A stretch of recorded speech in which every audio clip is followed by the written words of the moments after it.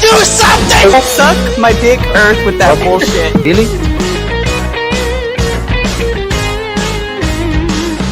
It's like a gentle hate. Do we have another benevolent star here? Good afternoon. Good afternoon. Are you benevolent into your friend? My name is Logan Paul, and I think I'm coming out of the flat earth closet. This is so fucking depressing. I can't be a flat earth person. You can't have it both ways. You can't have a flat earth and things making sense. Good evening, YouTube, and welcome to another edition of Gem's Flat Earth Sunday Roast. We're back once again with the show they don't want you to see. In tonight's show, David Weiss does his first debate. Will he ever recover? Witsit Getsit tells us all about his upcoming legal battle. We expose the profound dishonesty of Mitchell from Australia. Plus, the wait is finally over. We review the first episode of the Flat Earth docuseries Flatlanders. All this and more in tonight's awesome show, so please stick around. I am your host, Gem, and as always, joining me with their insightful and humorous commentary are just some of the cool kids from the Debate Flat Earth and More Discord server. Good evening, everyone. Cheers. Cheers. Yes. So excited. Happy Easter. Yes, I know. I'm switching it now, everyone. The show sounds jam-packed. I mean, how can you have a pressure without a container? Who knows? Yeah. How can you have this much pressure without a container? I have a huge blister on my hand that has just burst. Oh. Right. That's gross. Yes. Thank you very much. I knew you'd all dying to hear that exciting medical update. So, how has it been this week? Anybody have anything interesting to tell us about their week? Brilliant. No, well, We're busy with the Johnny Depp trial this week. Oh, yes, Johnny Depp. That was good, wasn't it? Boring Yeah. a lot, aren't we? Yes. Anyway, all right, well, we'll push on with it then, I think we should, because it's a big one, guys. There is 1 hour and 34 minutes of video clips to show in the next two and a half hours-ish. So let's push straight on. We start off tonight with our now regular visit to TikTok. Here is a compilation from the internet's dumbest social media platform. Works. You ready? You got it? Yep. So take this bowl here, pour a whole bunch of water on it, and watch none of the water fall off the bottom. It all sticks onto it. And while that's happening, and the water stays stuck. Not only that, you're at 1,000 miles an hour spinning this way, which also at 67,000 miles an hour, 67,000 miles an hour, while spinning 1,000, you're circling around the sun.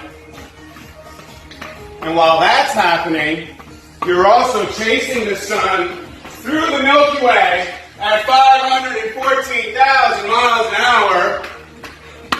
And every single night, the stars are exactly the same. Every single night. Every single night, the stars never change. Polaris is always exactly where it is. Oh my goodness gracious. Why lie about the shape of the earth? This is why. Outer space, extraterrestrial, extra terrain, extra land. They're telling you the truth in the word. Break down the etymology of the word. Extra terrain, land. From outer space. Outer space. In all directions out. Not upper space, but outer space. This is a depiction of what more land could look like, with their own suns and moons rotating above. Why the reason for the lie? They're hiding land. What happens to the price of gold? What happens to the price of all natural resources if there's unlimited resources? The price of real estate, property taxes, child sex trafficking, the whole system crumbles. This is why Flat Earth is the most important knowledge to obtain. If you think Hey, the Earth TikTok. is a globe, stop This is for all scrolling. you globe people. That's the moon right there. And you see how the light is shining off those clouds? If that shit was really outer space, 27 billion light years away, it should be space lighted up between the clouds too, shouldn't it? It's dark out here. Them clouds over there too, you can't see them. But it's casting the goddamn shadow on these clouds right here.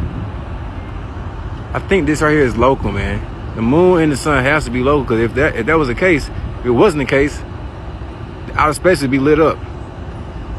But let me know what y'all think. Oh man, and watch how this sun comes at you. Boom. I mean, come on. And that's all perspective. If you look at jet trails, Google Images, you'll see them. They start out low at the horizon, they come up overhead. Look at that thing. They come up overhead and then they go down to the horizon. Perfectly explains what the sun would do. Here it is going overhead. I love time lapse. And look at this. You can't go out and look at the sun. You can't see this stuff, except that it's on, time lapse like this. It's incredible. Now watch this thing. It's sweeping. The sun over flat Earth is doing a big circle, right? Look at this thing. See it sweeping to the right. It's like a lefty bowler. Just toss that down the alley, and there it goes, hooking into the pocket. The idea of the Earth being flat isn't new, yet seems to have found a new lease of life. It is considered the monster of all conspiracy theories. But is it a theory? Could there be some truth to this? I first heard about the notion of the Earth being flat on the YouTube radio show Coast to Coast, and as the person being interviewed said it, I waited for the laughter, but there was none. Initially I thought it was some sort of joke, and then I realised that he was deadly serious. This then led me to do some further research into it. One of the first videos I came across was Flat Earth Clues, which I found so compelling that I told everyone I knew to watch it. From that point on, I was hooked and have continued to tune in and consume as much material and information that I can that is emerging on the subject.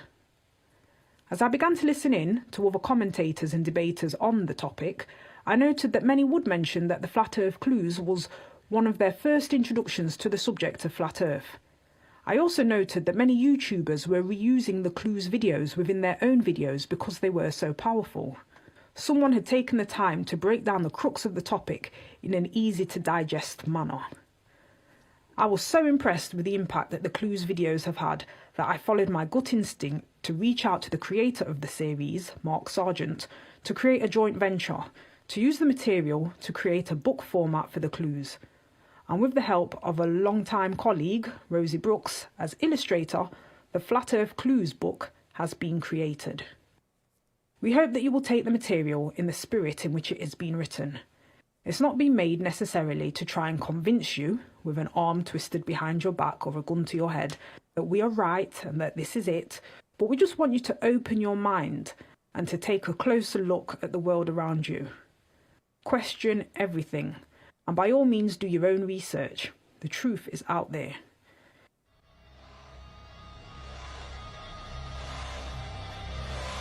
And there's a reason why school is free and it's mandatory, because they want those kids' brains. There's a reason why there's a globe on every teacher's desk, starting in kindergarten. And there's a reason why, folks, they want you to believe we're floating around on a spinning ball. And there's a reason why the Catholic Church has an integral part of propagating that lie. It's because they want to make sure that their crimes against humanity go unpunished, and that no one makes them feel guilty for doing it, because everybody's got this sickness called moral relativism that fits right into their agenda and keeps feeding them their victims. That's a fact. And if you could convince all the people in the world that we're on some spinning ball that coalesced from some massive explosion over trillions and trillions of years that turned into this, despite the fact that it's mathematically impossible and statistically impossible, just based on the simple law of thermodynamics called entropy, which is a natural tendency of things to stay in disorder unless they're arranged by an external force. You see, nothing can coalesce into order. The only thing that happens out of disorder is more disorder, folks. But what they do is they've got you believing we're on a spinning ball and we got here by accident. Now, let me tell you, that's a lot easier for people to swallow than the fact that they're inside a closed system with a dome on top of it. Because guess what? If people knew that, they'd say, wait a minute, who put us inside the dome? Who made the roof? How did that happen? That's the one you live on, right there. This is another one. They do the security between here. There's the Deception Island. Security entry point there. Planes go like this, around that little ice cap to Africa. That's the part they fly over the Antarctica, right there. There you go. Everything works. They got you going around in circles. And then the perimeter is all here. All 47 nations are around it. Okay? Anybody comes in unauthorized or goes past this naval point for these 47 nations, okay, the boat gets sunk. I'm sorry if Australia's too small. I went over by accident. I'm so sorry. You people are arrogant. I'm kidding. But, okay, so this is the ice between this geothermal Earth and the next one. And then they patrol all around here too, and they sell them the globe. The globe, so is they don't go anywhere because they think there's all the land is there. That's the point of the globe. Flat, it leaves open too many questions if it's finite. Don't you get it? So they went from flat, square, because they were lying. They didn't want you to know about this, and they made it a globe. That way you wouldn't question Antarctica. We're up here fishing at the lake, and I want you guys to see something really, really cool. This is some flat earth stuff for real. See the sky behind me? Look how beautiful it is. Now look at the mirrored reflection on the lake for miles. Just like a mirror. Flat surface. That's the only way you can get that reflection. Water will always find its level, whether it's in a bathtub, a toilet, a mud puddle, a swimming pool, a pond, a lake, and especially the ocean. Beautiful, beautiful, beautiful. Check it out.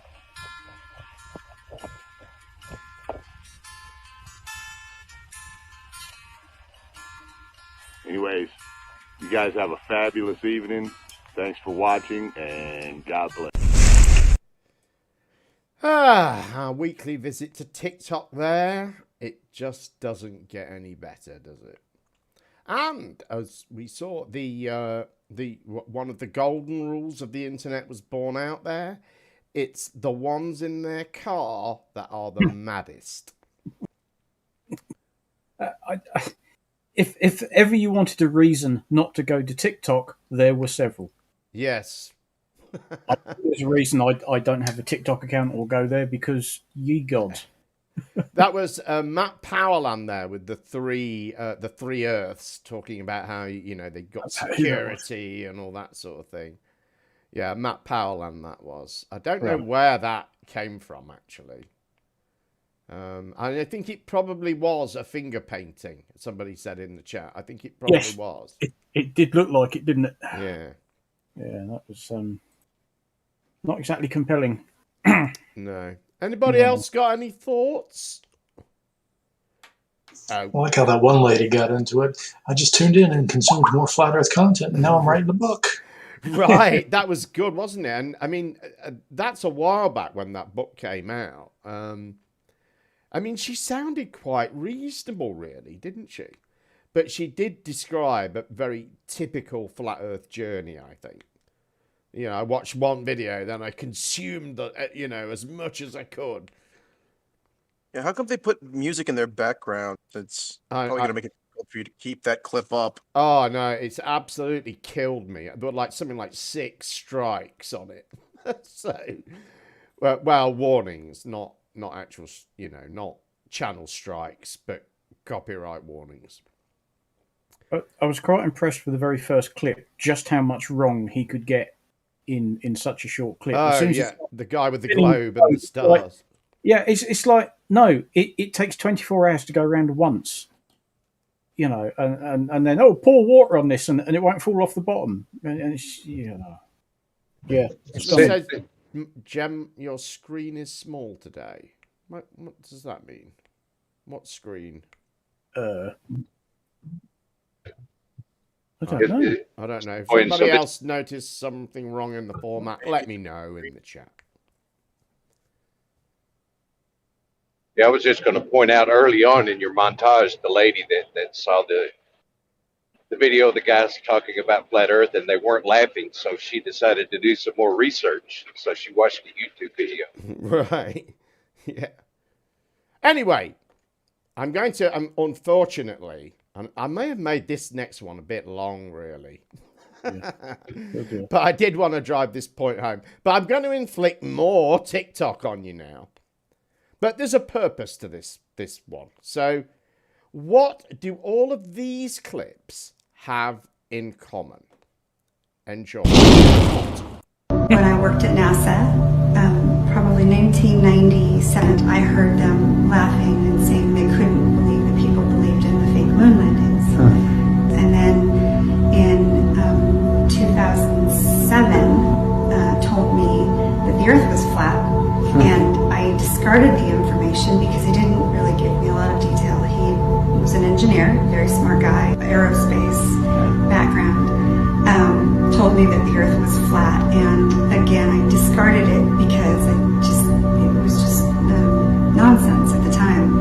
It's a hard awakening when it's all in one, but fake moon landings, 9/11 inside job, chemtrails, HARP, and you just fill in the blanks from there. There were no pictures of space. They were all jets. So the photo lab has a lot of photos and none of space. Wow. Yeah. NASA has been busted left, right, upside down, every way but Sunday, using CGI, fakery.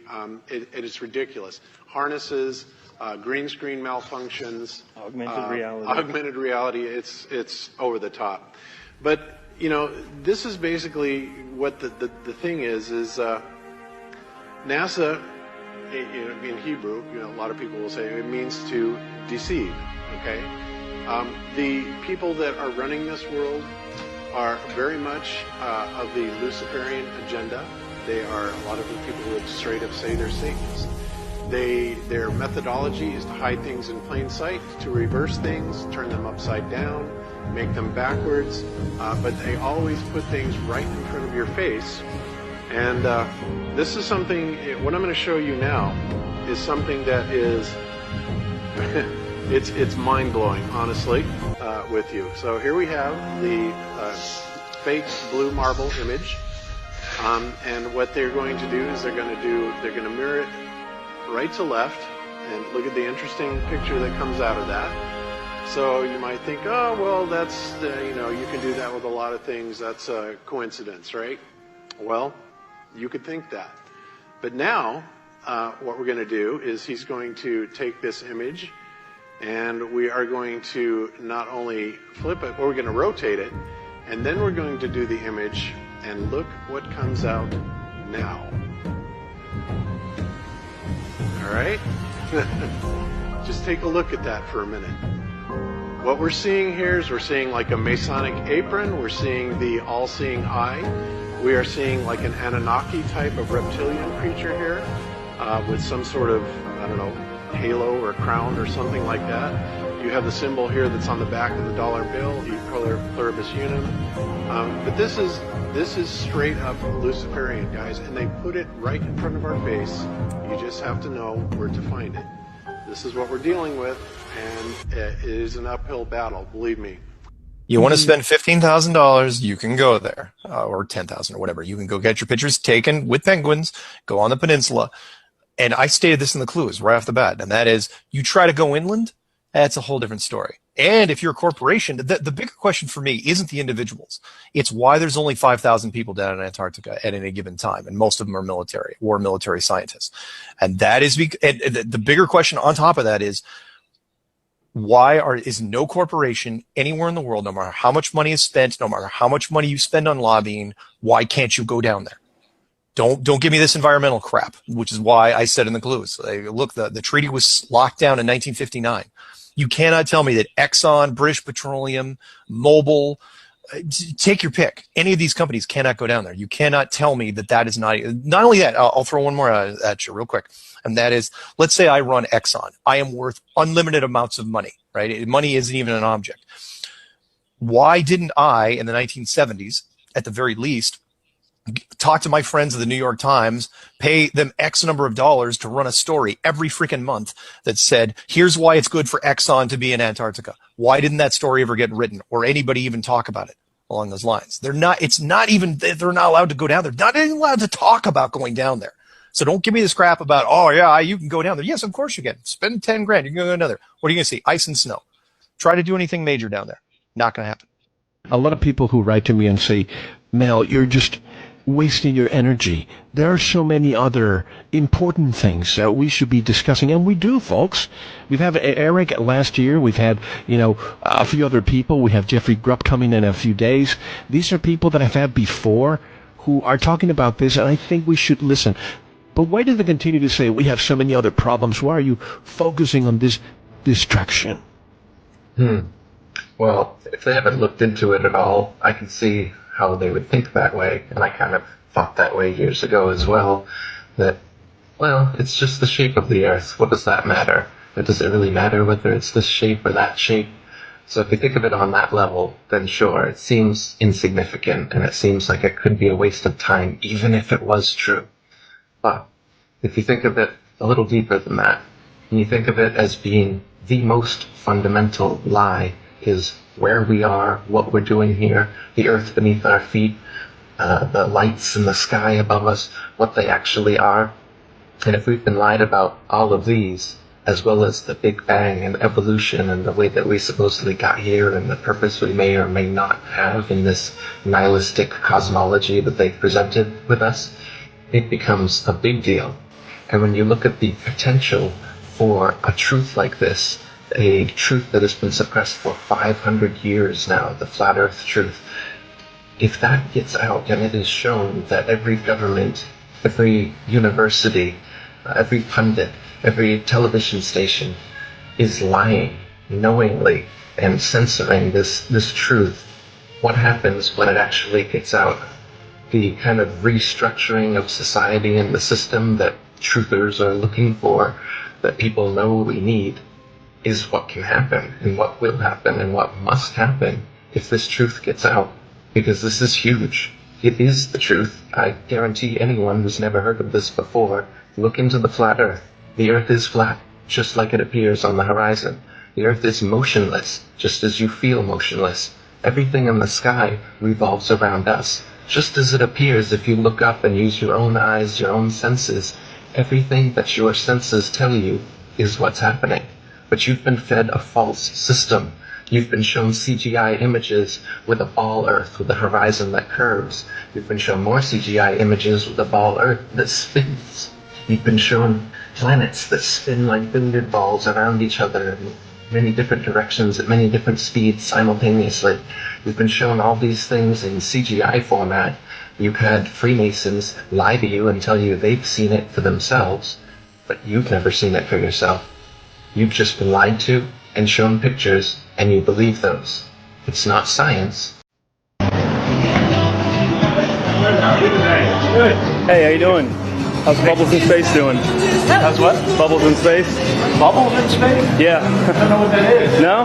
You Mr. Kelly? Yeah. Oh, yeah? You don't remember the question from Tampa about the bubbles in space coming up from the helmets? No. Yeah, you guys are in an underwater pool, remember? We know. Just remember. Spacewalks outside the International Space Station. We can see air bubbles rising up. Can you touch on how there are air bubbles in space?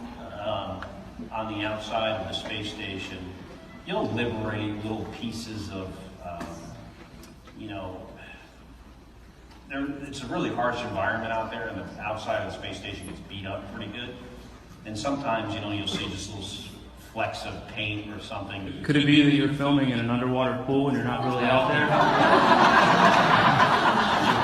I just encourage everyone to look up Bubbles in Space, hashtag Bubbles in Space. Thank you very much. I want to draw the public's attention to what may be an extremely egregious example of malfeasance, and just to help illustrate the gravity of the situation, Imagine if the federal government gave $19.5 billion to Hollywood. I think we'd all be pretty upset by this. Well, there is a growing body of evidence that the International Space Station is not in outer space, but it's being filmed in a desalinated pool down here on Earth, and it's being falsely misrepresented. And this started with this phenomenon known as bubbles in space. If you search for it, you'll see many of these so-called spacewalks, which have been falsely misrepresented as live, as has been exposed many times on Facebook when they do their live ISS feeds. Bubbles out in space. Well, there's not supposed to be water up there. And it is known that the astronauts do train in these big underwater tanks. And so this body of evidence, and it's not just bubbles in space, there are harnesses or green screens, evidence of flights that are actually on parabolic flights, not in space. And if this is true, it's a big deal, because that's a lot of money that could be used for our own infrastructure or schools, whatever. So I'm drawing the attention to it because I think it's something that deserves to be looked at. Because if it's true, these bubbles in space might represent the smoking gun in probably the biggest hoax since global warming. Thank you for your time. Oh, thank God that's over. So, did anybody spot what all of those clips have in common? Space is fake. That isn't what I was thinking. Points. Okay. What, they're all idiots? NASA. The gratuitous assertion that we're lied to. All clips were at least 4 years old. Every video there was no video newer than 2018 there. And I think that the reason I wanted to show that is because largely that is what's on TikTok. Is we saw, you know, a sprinkling of new content, but most of it is the same old shit, just split up into TikTok-sized pieces. Yeah. And I thought it would be interesting to make that point. And obviously, for people who haven't been in Flat Earth for a while, or at the beginning weren't there at the beginning, they may have missed some of those important moments. That was IPS, there, the guy at the end, who was also known as Tim Osman with Z's, not to be mistaken with Tim Osman with S's. He's still around, actually. Infinite Plane Society was the name of his channel. I think it's still called that, is it? He is still around. I know Pete Shea worships him. Yeah, well, that says it all, doesn't it? Says it all. There was Mark Sargent and Patricia Steer there. I mean, he was being interviewed by Patricia Steer when they used to do a show together. She was the queen of Flat Earth for many years, then disappeared. Who else was in there? Oh, Eric DeBay, of course, was doing his Bob and Jaron thing, and then Bob and Jaron at I think that was the 2017 conference. I think maybe 2018 conference. Yeah, so anyway, I just wanted to make that point. I don't know why I took 10 minutes to do it, though. Those videos on TikTok? Because I thought I'd seen some of those videos before on YouTube. Yeah, all of it's from YouTube. All of it. Everything on there is from YouTube, just broken down for TikTok. Flat Earthers do take the green approach. They do like recycling. Well, it's interesting, isn't it? Because we went through this sort of phase. I was making this point the other day. We went through this sort of phase on YouTube where we got all the Flat Earth content, sort of 2015 onwards. And then it sort of started drying up. And then you got these, like, compilations of Flat Earth content. You know, like a 5-hour video made up of other people's videos. I remember Eddie Bravo talking about, I love these. It's like a Flat Earth mixtape, he said. And now we've kind of got the opposite to that as it's gone on to TikTok, where people have, broken down little chunks of these things and uploaded those. But there's just loads of that stuff on there. Anyway, point made, I think. Probably overmade. Anyway, shall we move on? Unless anyone has a further point to make on that, of course. I don't want to... No, The bubbles. I'd like to forget about Dubai. Thank you very much. Yeah. How come we don't see the bubbles when they're inside the ISS? That's what I want to know. Right. Bubbles in space. That was ridiculous. Yeah, I mean, he actually did that at some, like, like town hall thing, and introduced himself as Mark Sargent as well, if you remember, when he did that. Because he hadn't got, at the time, he didn't have any content, but Mark Sargent did, and he wanted them to go to his content. And Mark Sargent thanked him for doing that, which was all a bit surprising, but anyway. Witsit Gets It returned to YouTube this week after his honeymoon with an update on his upcoming legal battles after being arrested while flat smacking in Yellowstone and Mount Rushmore National Parks. Here he is to tell us all about it. Anyway, long story short, I haven't seen the full body cam. Like from my live stream, you can't hear when I'm going off on the cops, but the first time I threw a lab coat on, people got super triggered. I threw a lab coat on and a bow tie, and I'm like, "Hiya, lads! Welcome to science class." Which shout out to B.O.B. That's where I got that. Effing science, bro. So that's the song, and I was just saying, "Hiya, lads! Welcome to science class." So me and my colleagues have been testing gravity for blah blah blah. It was just a new thing I was trying. At one point, I say, "Someone's triggered and overweight," which isn't the most tasteful comment, I shall admit. What the dude did was flipped me off, said like, "F you, you effing dumb F." And I said, in response to that, flipping me off, I said, "Whoa," I laughed and said, "Someone's triggered and overweight." And I mean, he was overweight. And it's like, I thought I was keeping it relatively cool with what he said to me. And then another guy like threatens me later. So anyway, it wasn't the most tasteful thing overall because the crowd wasn't particularly into it. The vibe was killed and lowered with the people trying to get me from the beginning. And long story short, I filed a motion to dismiss for facial invalidity of 36 CFR section 2.51.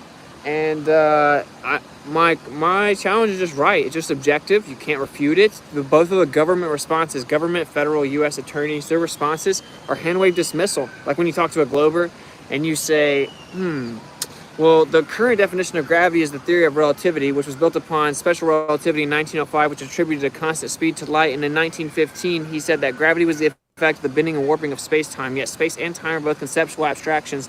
You cannot attribute physical properties to conceptual abstractions, whether that be dilation or, warping. That's just not how that works.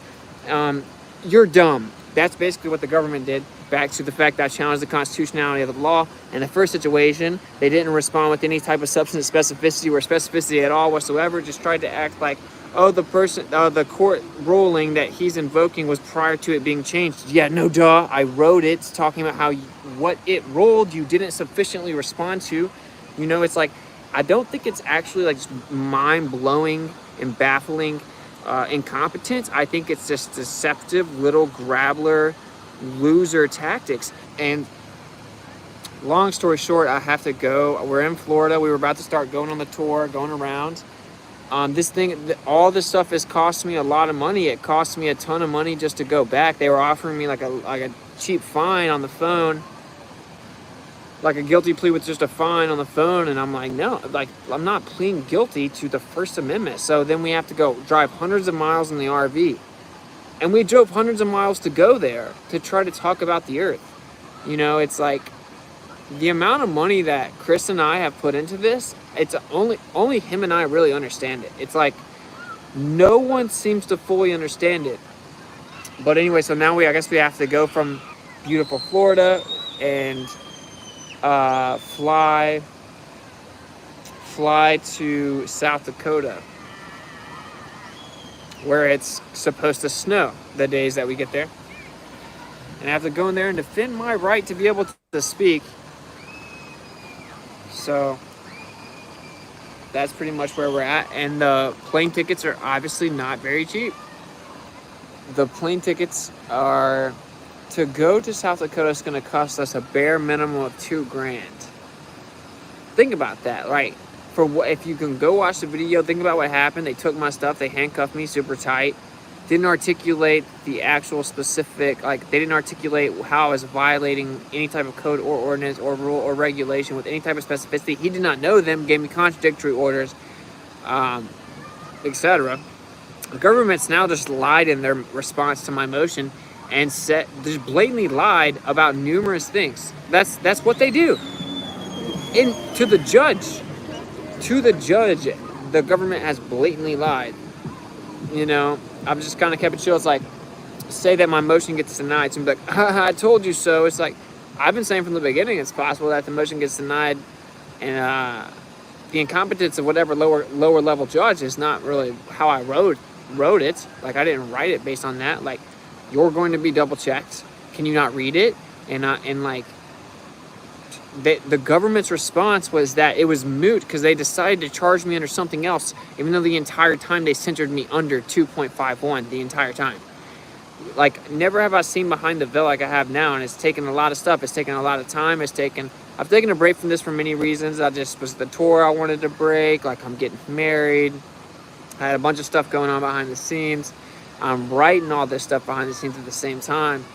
And so that's why I titled this The Comeback, because like now I'm going to start making videos much more often. We're going to end up getting on the move, and we got a lot of stuff going on. We want to document it. I guess I want to stress, like, it's easy to kind of overlook this as insignificant or something like that, but it's not, bro. Like, the amount that the government has done to us, and Chris is in Florida right now, which we may do a stream like tomorrow or something like that, because of the deal that happened to us on the tour in Florida, right? Back in the day. We got all that going on, going back and forth, so we have to go all the way to Key West. And, it's just, I feel like we're behind the scenes just shelling out all this money and just doing, like miraculous backflips to come up with the funding to be able to do this. And it's like fighting on the principality of being able to freely speak. And when I call out the government tries to just pounce on me and censor me, and I guess I kind of thought that the movement, the community would have maybe rallied a little bit more, where now we're frantically freaking out as to how we have to pay like a minimum of $2,000 for flights.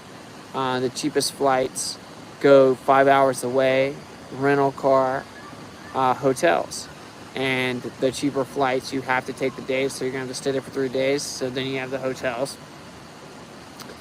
And this is all because I won't take a plea for basically exercising the First Amendment without a permit.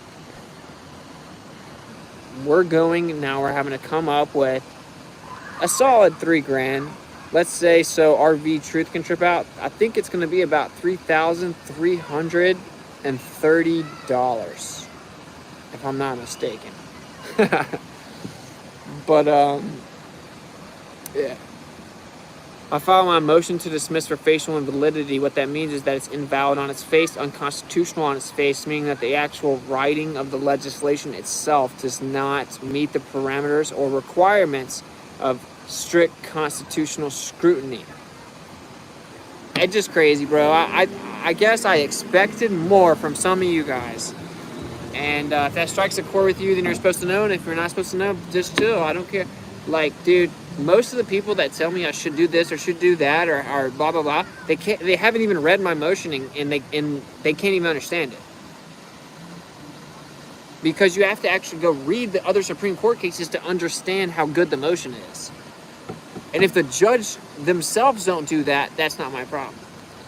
I will never comply, bro. I told them, you come tell me the exact ordinance and I'll comply, and we'll see about the constitutionality of it. And they didn't do that. And it's cost me thousands and thousands of dollars to fight upon the principle to freely express yourself, because you can't freely speak, you can't freely think, like literally. So, oh wait, you're about to express how you truly feel, but then you have to run it through the filter of what you're allowed to say or words you're allowed to verbalize. Then your whole entire thought just, you're not even freely thinking, you're a brainwashed zombie. And there's an update tonight on this. His motion to dismiss failed, his defense failed, and he was found guilty and fined $264. Thank you very much. No. His lawyer's an idiot. Who is his lawyer again? Yeah. So is his client. It's not Riley, is it? Because that'd be in keeping with his track record. Well, that's good news. Now that he's guilty, he can sue them for the harassment and false. Yeah, he's doing that. He's bringing a private prosecution and an appeal. I know at the end there, he really pissed me off. I mean, if you can't freely speak, you can't freely think. Yeah. And worrying about what you say. Content was not an issue in this. He made the argument that it was on the basis that hang on, let me try and remember how it He can argue that all day long. Yeah. He said it was because that's it, because the regulation states that you can't have protests. I think it uses the word protest, and then it defines the word protest somewhere else. And in the definition, it says it's something like any a speech or performance,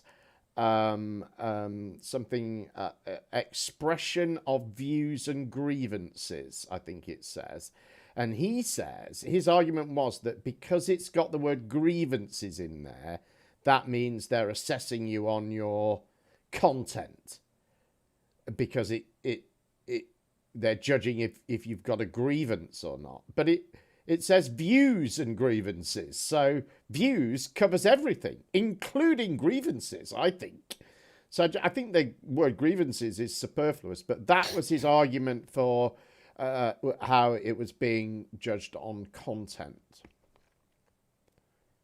So they did go with that instead of it being him using the amplifier and everything. Oh, well, he had all sorts of things in his defense, because of course he's trying to change the law, and he's citing all these cases of precedent, but there's loads of legal precedent for this. It's well established law. The US government defines public areas in three ways. There are areas which are public fora, I think. Is that the word? What's the plural of forum? Forums? Anyway, there are areas that are public forums. There are areas that, I can't remember what the other phrase is, but they're public bathrooms. They're sort of partly public forums. And then there are areas that are publicly owned that aren't public forums at all. So the idea that just because it's public land, the First Amendment trumps all, it's a fantasy. Juvenile? It's just nonsense. There's legal precedent for this that's well established, and I don't know how he must have come across it and just ignored it, because I found it straight away, and I wasn't even looking for it really. Could I rip Witsit for a minute? I find his incompetent e-begging to just be disgusting.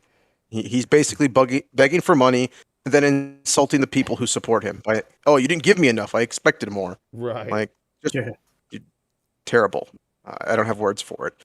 And the fact that he's crying and saying, "Oh, the government's doing this to me," taking absolutely no responsibility for his actions, shows just how childlike he is. Right. Yeah. And Brain's broken. I don't see how he's got a hope with this. He seems to think he was lying about how much it costs to go to North Dakota. Just look it up on any flight calculator. It's only like $500 round trip. Right, but what he was saying was, in order to get a cheap flight, you have to stay a certain amount of days, and then if you do that, then he's got to have the hotel. He needs a $100 a night hotel, right? And then his missus is going with him as well, so she needs a ticket.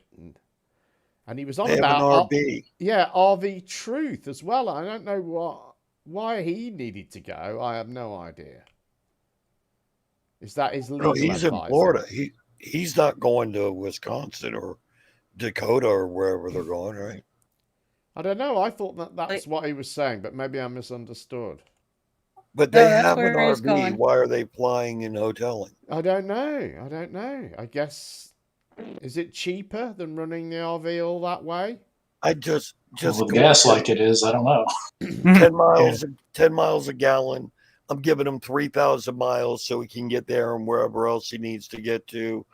$4 a gallon. That's $1,200. So there's a lot of wiggle room there. That's a lot less than the 3,300. Right, and you don't need a hotel or anything, do you? Then right. Yeah, it's just basically the gas. That's Problem is, it's going to be snowing though, and they don't know what to do with all snow. that other stuff. Well, they got that 20 Right. grand under market value, so he probably hasn't got an engine in it. I bet But they he towed wanted it to to that start site. to start his tour in Florida, and now he can't. Yeah, but he's going to do NASA, isn't he? Someone was mentioning this in the chat, and I did hear him say that. That's part of his plan. He's going to go to, I don't know. Kennedy Space Station. I guess it would be Kennedy Space Center, wouldn't it? If he's, I would have thought so, yeah. If he's in You're gonna Florida. do NASA. He's been there for his entire life and hasn't gone there yet. That's true. I went once. It's very good. It's very, very good. It I did is. like it. Problem is, if he goes, he might accidentally see a rocket launch.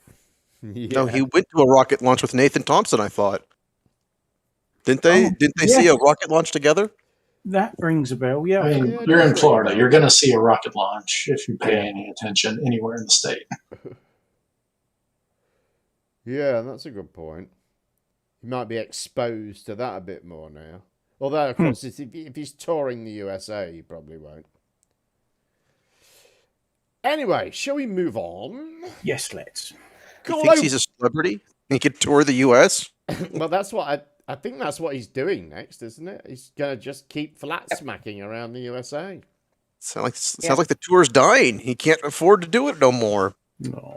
Yeah, people will only pay Well, for that it's for gotta- so long, and he had all that bad press with Nathan Thompson, didn't he? Where they're arguing about, how they'd spent the money on craft beer and weed. So I think that probably, suppressed donations somewhat. When people heard that, because people are probably thinking, well, fuck, I know I could do with some beer and weed. I'll spend my money on my beer and weed. I'll donate that stuff to myself. Yes. Yeah. They're also paying higher prices for gas and groceries and stuff, so they don't have all that extra money just to throw at his crazy little tour. Right. True. Right, let's move on. Globusters is still the top YouTube show for flat earthers. And for us, it's a top source of the sort of abject stupidity we love here on the Sunday Roast. Here's a few minutes of Bob and Jaron's delusional view of reality. Yeah, and welcome everybody to Globusters. Keeping up with NASA lies. Gee, that's kind of a full-time job these days.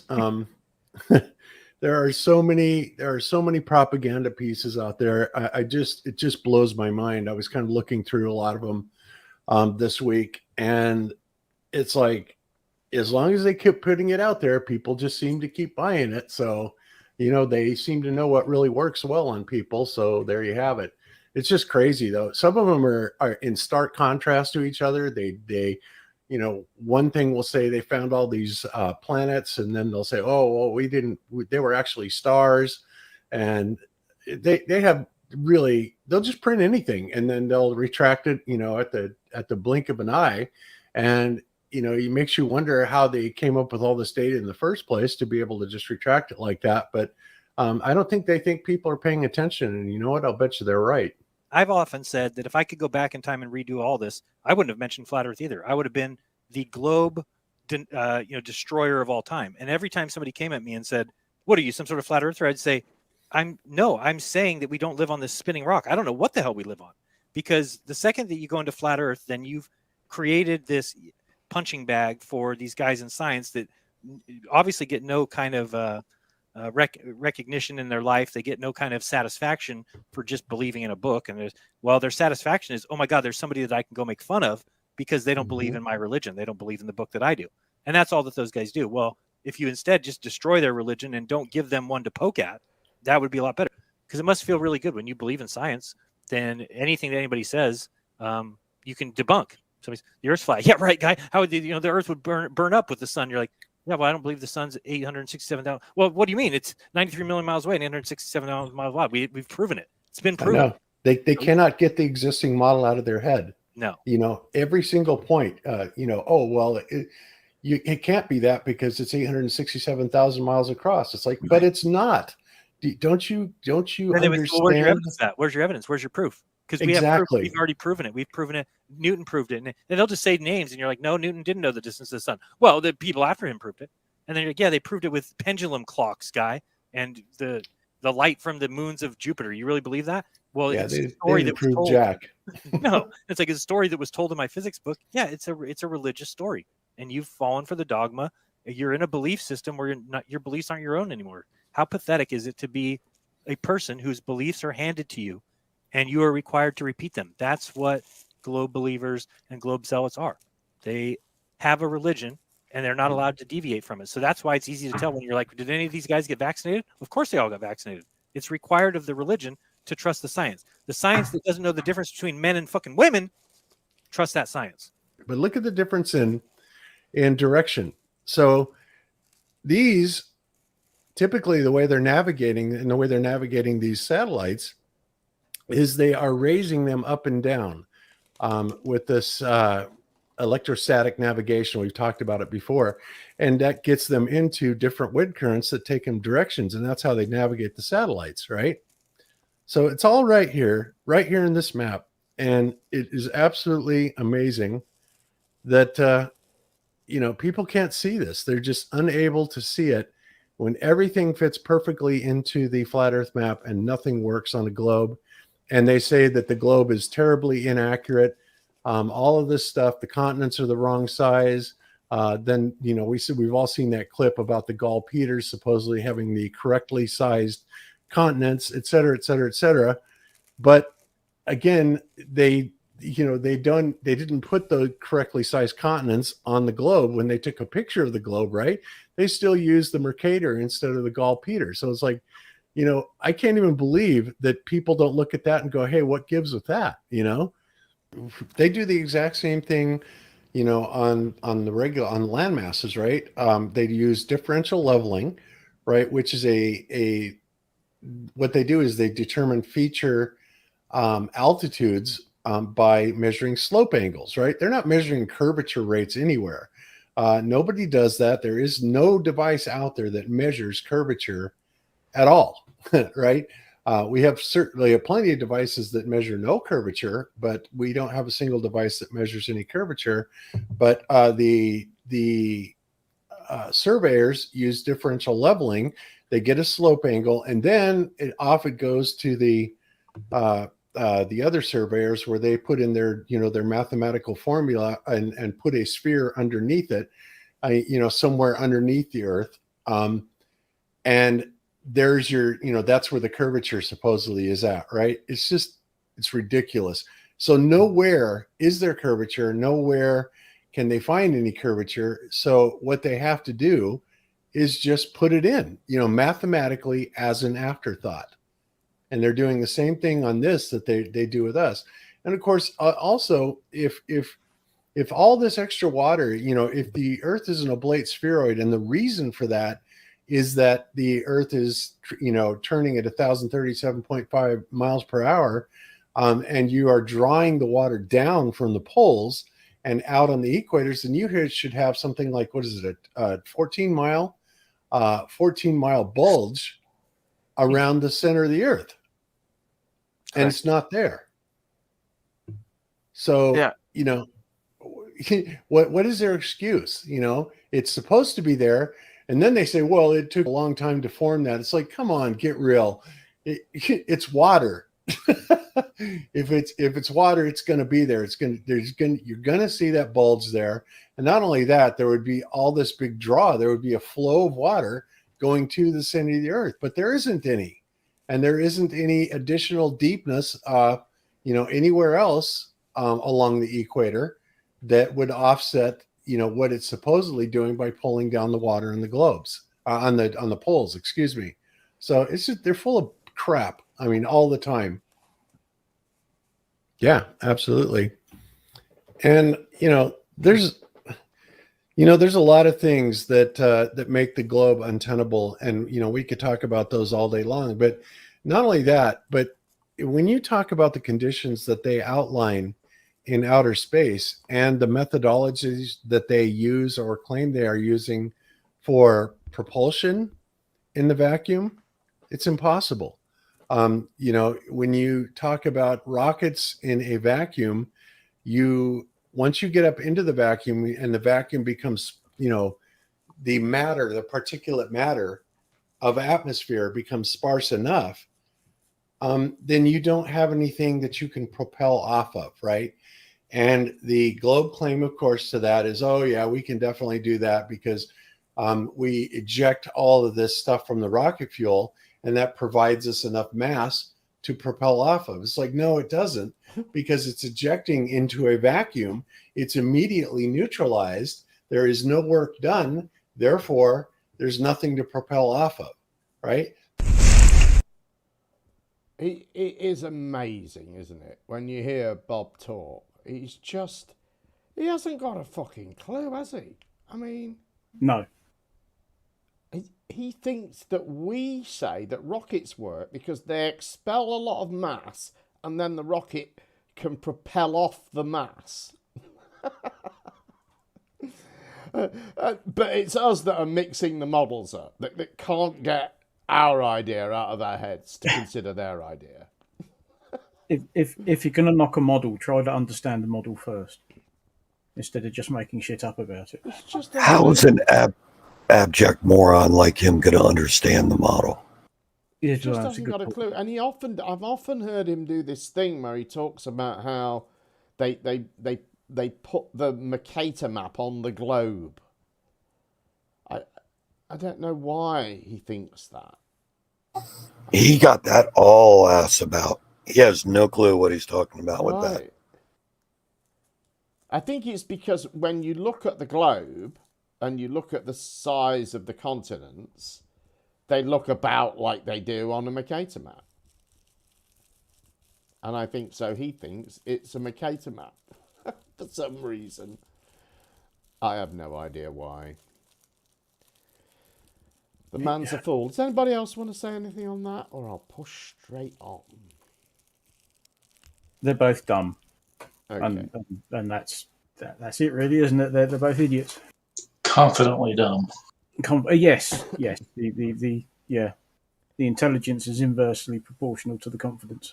And we hear this sort of right-wing crap sneaking in there as well. Science doesn't know what a woman is.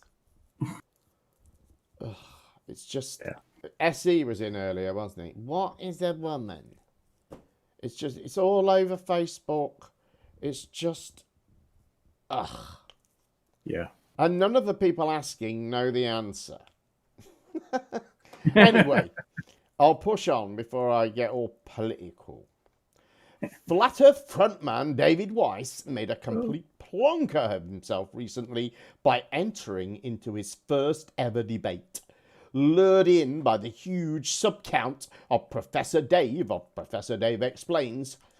3 clips to come on this, since the pounding Weiss takes is so glorious. First, gravity. Enjoy. Congratulations on your YouTube success, man. 2 million subs. That's phenomenal. Thank you.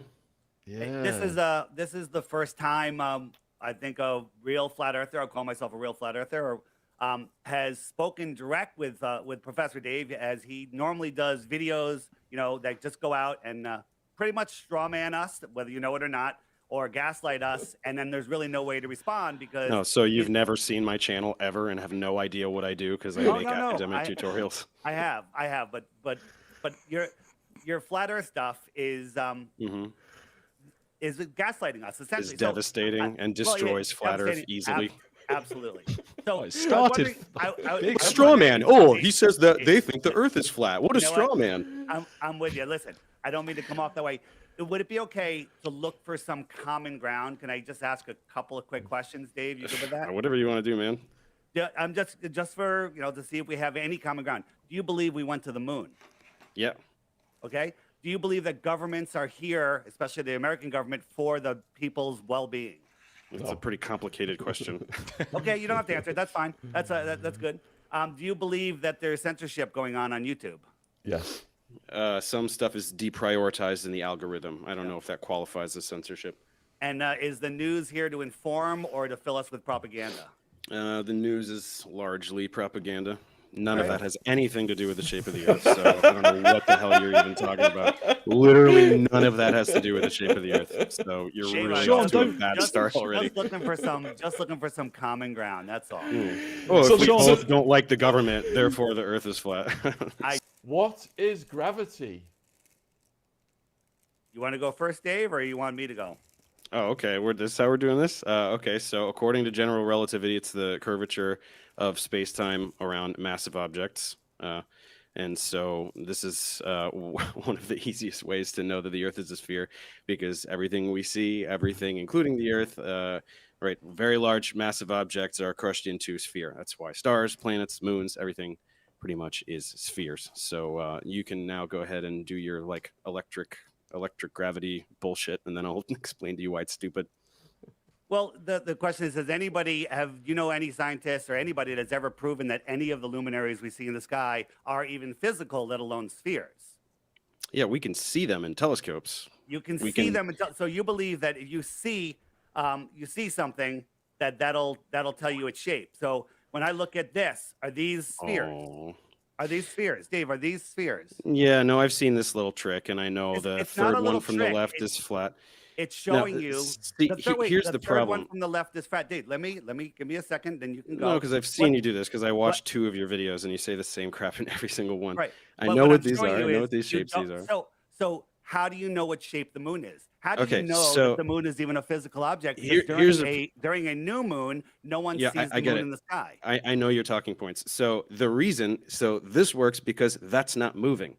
The things in the sky move. So if you take the third one from the left, which I know is flat, and you move it around, it's going to start to change shape, right? If the moon was a flat disk, I don't even know if that's one of your talking points or not.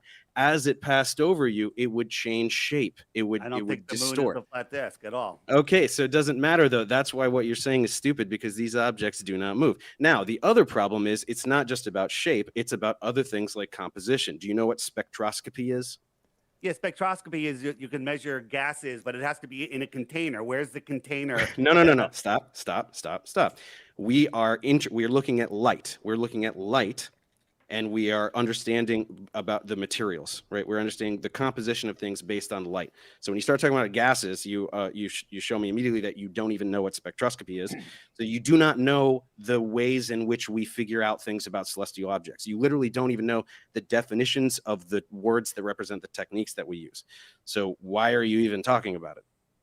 So my question is, spectroscopy needs to be in a container. Otherwise, you don't know what you're Spectroscopy needs to be in a container. The study of how light interacts with matter needs to be in a container. What does that mean? Otherwise, when you're looking at the moon, you don't know what gases you're seeing in between us and the moon. Gases? The moon is solid. The moon is a solid object. How do you know that the moon is solid? How come you can't see it during a new moon?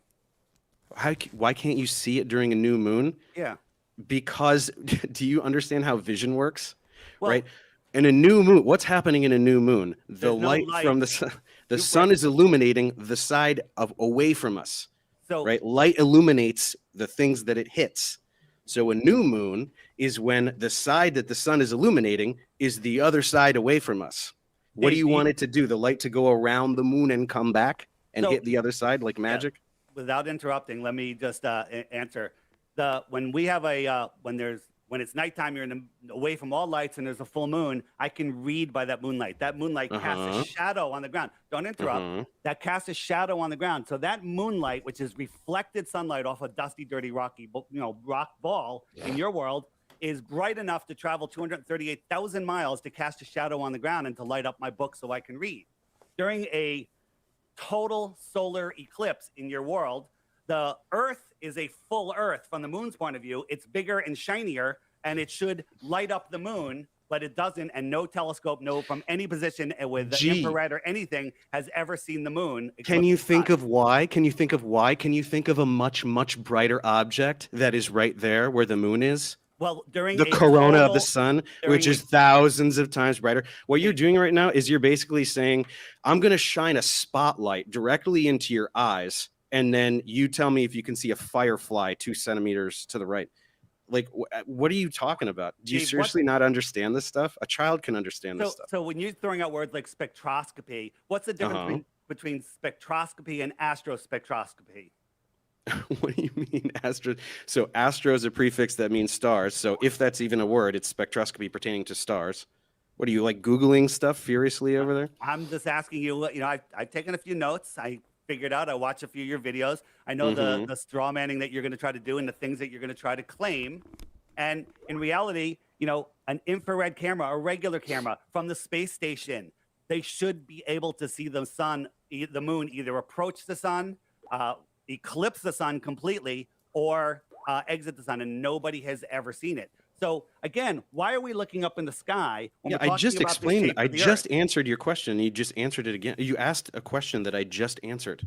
Which is The that? sun is very bright, right? Way, way, way brighter than Earthshine. Do you understand that if something very bright, you're looking at something very bright, you can't see something way less bright right Dave, next to when it? there's a What are you not total- getting about that? When there's a total eclipse of the sun and you have the, you know, the little ring around there, you can block that out so it doesn't blind you and you still can't see it. You know what? It Why are we doesn't block talking it about out. The lights in corona. sky? Have Why you are we never talking about the seen an lights in- eclipse? Why are we talking? You can make a fake eclipse, right? By putting a disc in front of the sun and then looking at the corona, and you could do the same thing with the corona. You can block it. Why and are it's we looking really up at bright. the lights in the ceiling that determine the shape of the floor? Because it works really well. It's the easiest way to figure out the shape of the Earth is by looking at the celestial objects in the sky and recording their motion. Oh, we finished already. So yeah, that was David Weiss. They're doing his thing with Professor Dave. Anybody got any thoughts on that? Because it did get quite a lot of. But he was getting destroyed. Yes. Destroyed the entire time. It wasn't good, was it? Even he said it was awful afterwards. Right. He said that about it. Spectroscopy needs a container. Yeah, I mean, he was all over the place, wasn't he, with that? I mean, Yeah, that's the tip of the iceberg for the rest of the debate. Well, you can call it a debate. But so that is the first time he's debated somebody who actually wanted to sort of put up arguments. the first time he's debated someone. Yeah, I thought so, because I sort of watched it and I thought, usually he just goes on somebody else's show and they let him spew his crap and they don't offer Right. any arguments and they go, oh, isn't that wonderful? I think And he, that's he it. wouldn't have done it, but for the fact that he you know, I think he was thinking about the subs because Professor Dave Explains got like 2 million subs or something. That's it, yeah. Yeah, he's got a And he big wants channel. to flog his app, David Weiss does. So that's what he'd be thinking about, I think. It was funny to watch all of Dirt's supporters in the side chat all basically sort of saying, oh, come on, where's the moderation? Professor Dave's being so rude to him. And it's like, no, I think Professor Dave was quite restrained, to be honest. Yeah. And he did, well, Professor Dave, well, actually, we'll see it because we've got 2 more clips to come. So let's watch a bit more and I won't say anything more. And yeah, so what is next? Hang on. Let me have a look. Where are we? Yeah, back to the debate now for Weiss's thoughts on astronomy. Space is not as depicted, displayed in media movies. Yeah, I mean, space is, they're just, you know, giving us images of insanity in space. Like when they show us, you know, nebulas, right? They show us this and they tell us this is where stars are born. This is where there's gas and dust, so much of it that it's creating stars and spitting them out like ping pong balls where they go run away and they park themselves in the rest of the galaxy. This gas and dust in space, in a vacuum, in zero pressure, how does that work? How come this doesn't collapse in on itself? This is just a It does. fantasy That's how painting. stars are born. Yeah, They so- do collapse. Yeah, It's so- how stars form. Dave, in your world, This is gases are collapsing upon themselves and then Yeah. igniting themselves in a vacuum, in a vacuum, and then they This burn is for no. billions Stop. and Stop. trillions of years. Look. I know that you want to just spew your script without anybody challenging, but you say so many I have no stupid things, script, David. and I'm here to tell you why everything you're saying is stupid. So when you say stars igniting in a vacuum, the reason that's confusing for you is that you think stars are little bonfires No, I because don't. you're a moron. Because No, you don't understand nuclear fusion. you think that Nuclear there's- fusion is the process by which stars glow. They're not little fireballs. And So, you Dave- can learn that by Googling something for 5 seconds, but you don't do it. So Dave, you believe that all the rocky bits turn into perfect balls, and then all of the gases somehow start getting gravity, and they start pulling it together, and they Start get so getting big. gravity? What do you Well, mean start getting gravity? How do they grow into stars? How come the dust is accumulating? What's bringing it together? Is somebody pushing Gravity. it up like a snowball? So Gravity. So yeah, so Yeah. so they get something, and it's a tiny bit of gravity pulls in some more dust. It pulls in not dust, it pulls in gases, and somehow it's pulling all of these gases together and turning into a nuclear furnace that burns for billions of years. I'm sorry, that doesn't make any sense. And if you Okay, want to believe that, that's the world. so centuries of brilliant astronomers versus nuh-uh. Is that really all you have? Is the entire field of astronomy and you going, I don't like it. That's dumb. I'm dumb and I don't get it. So astronomy is wrong. Dave, That's literally your argument against astronomy right now. You never met these men. You don't know anything about these men other than the stories that the controllers of this world tell you. You know they Aristophanes- wrote books, right? Well, You know so they Arist- wrote books that so- we can read, and then so- we base astronomy on that and do astronomy every day, right? Dave, try not to interrupt. Aristophanes figured out the shadow. Eratosthenes figured out the diameter, the circumference of the Earth with his sticks and shadows. But nobody in that area that came out of that, other mathematicians, never wrote any books about him. They ignored him. They just never mentioned it, and then all of a sudden it shows up in the 1900s in books that go into the that's education not true. system. I mean, if you're just going to lie, wait, then wait, we can just play the lie game. And Dave, what about the fact that proves nothing? It works perfectly on a flat Earth. Sticks and shadows prove the Earth is flat, and it proves it's a globe. But you'd have to assume parallel rays. Listen to this. Aristophanes believed that parallel rays are coming into Earth, right? And no one has ever seen parallel rays coming into Earth, right? When we look, we always see them curved. We always see them corpuscular. But he also believed that the Earth was geocentric and we had an infinitely far sun. And so that sun is orbiting around a minuscule. Far? Well, infinitely far. Infinitely far means so far away that the rays come in parallel. And that's a whole nother problem. My point is Aristophanes' story doesn't make any sense with a distant sun orbiting a geocentric Earth. Yeah, if you just say it doesn't make sense and stop talking, I guess. How does a distant sun orbit a geocentric Earth when the Earth is tiny and the sun is gigantic? Well, it doesn't. In your Long model. Story short, it doesn't. Yeah. But So he was an ancient Greek and he didn't know heliocentrism. So if he was wrong and the Earth were heliocentric, do you think his experiment proved your globe? Yeah, it did.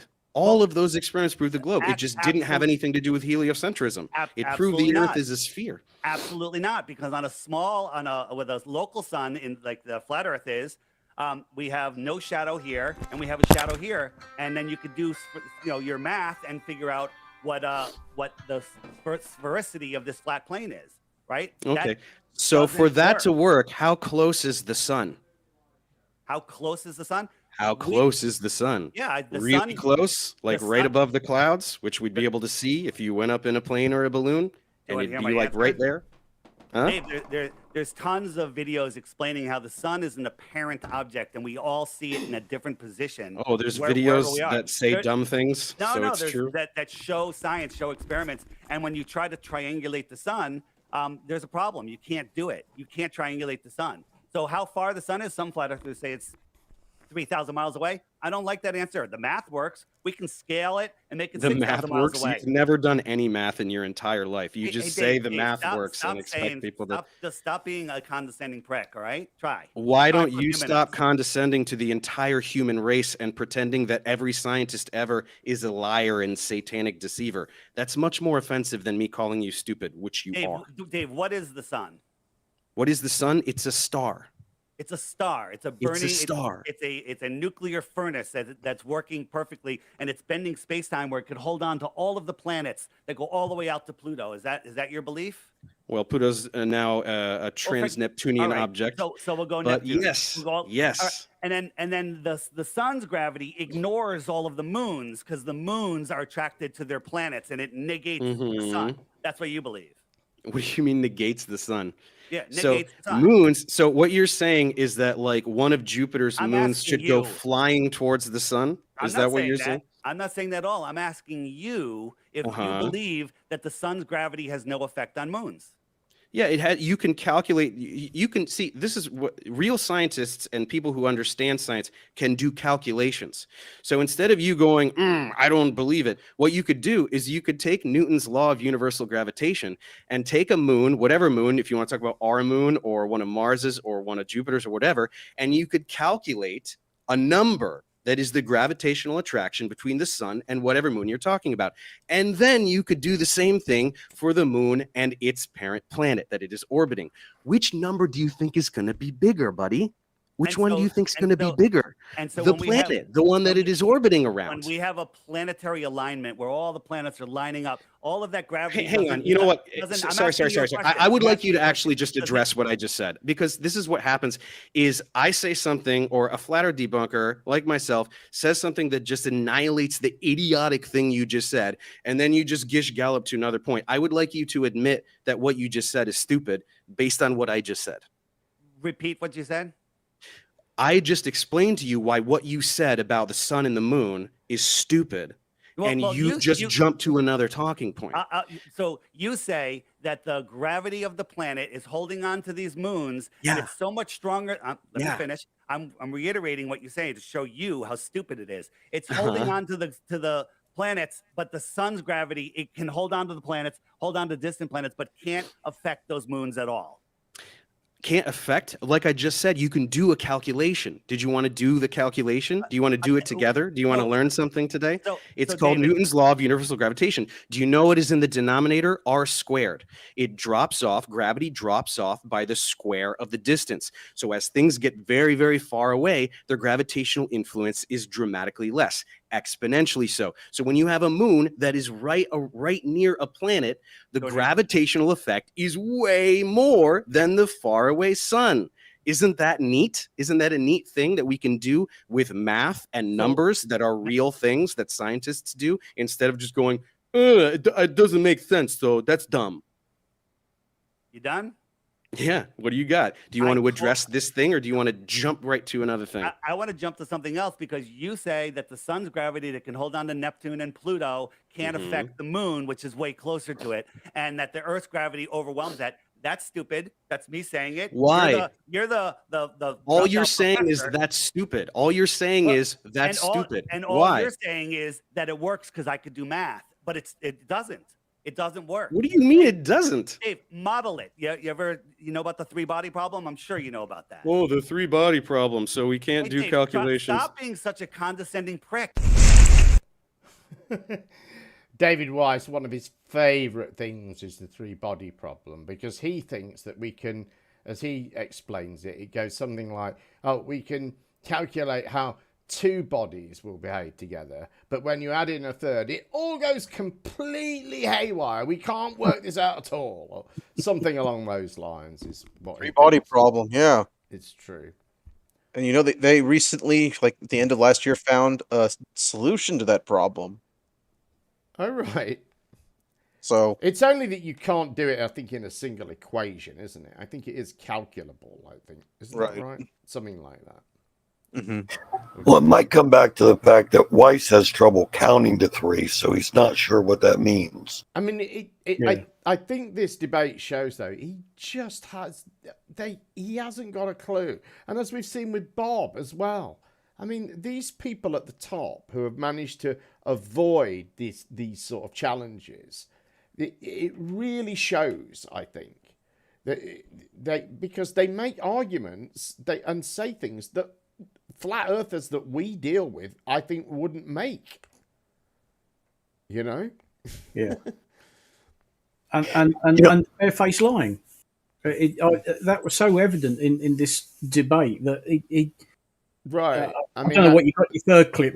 Probably we'll cover that quite nicely, but it's several times. I mean, yeah, calling it a straw man argument would be being overly generous. I mean, he just lies.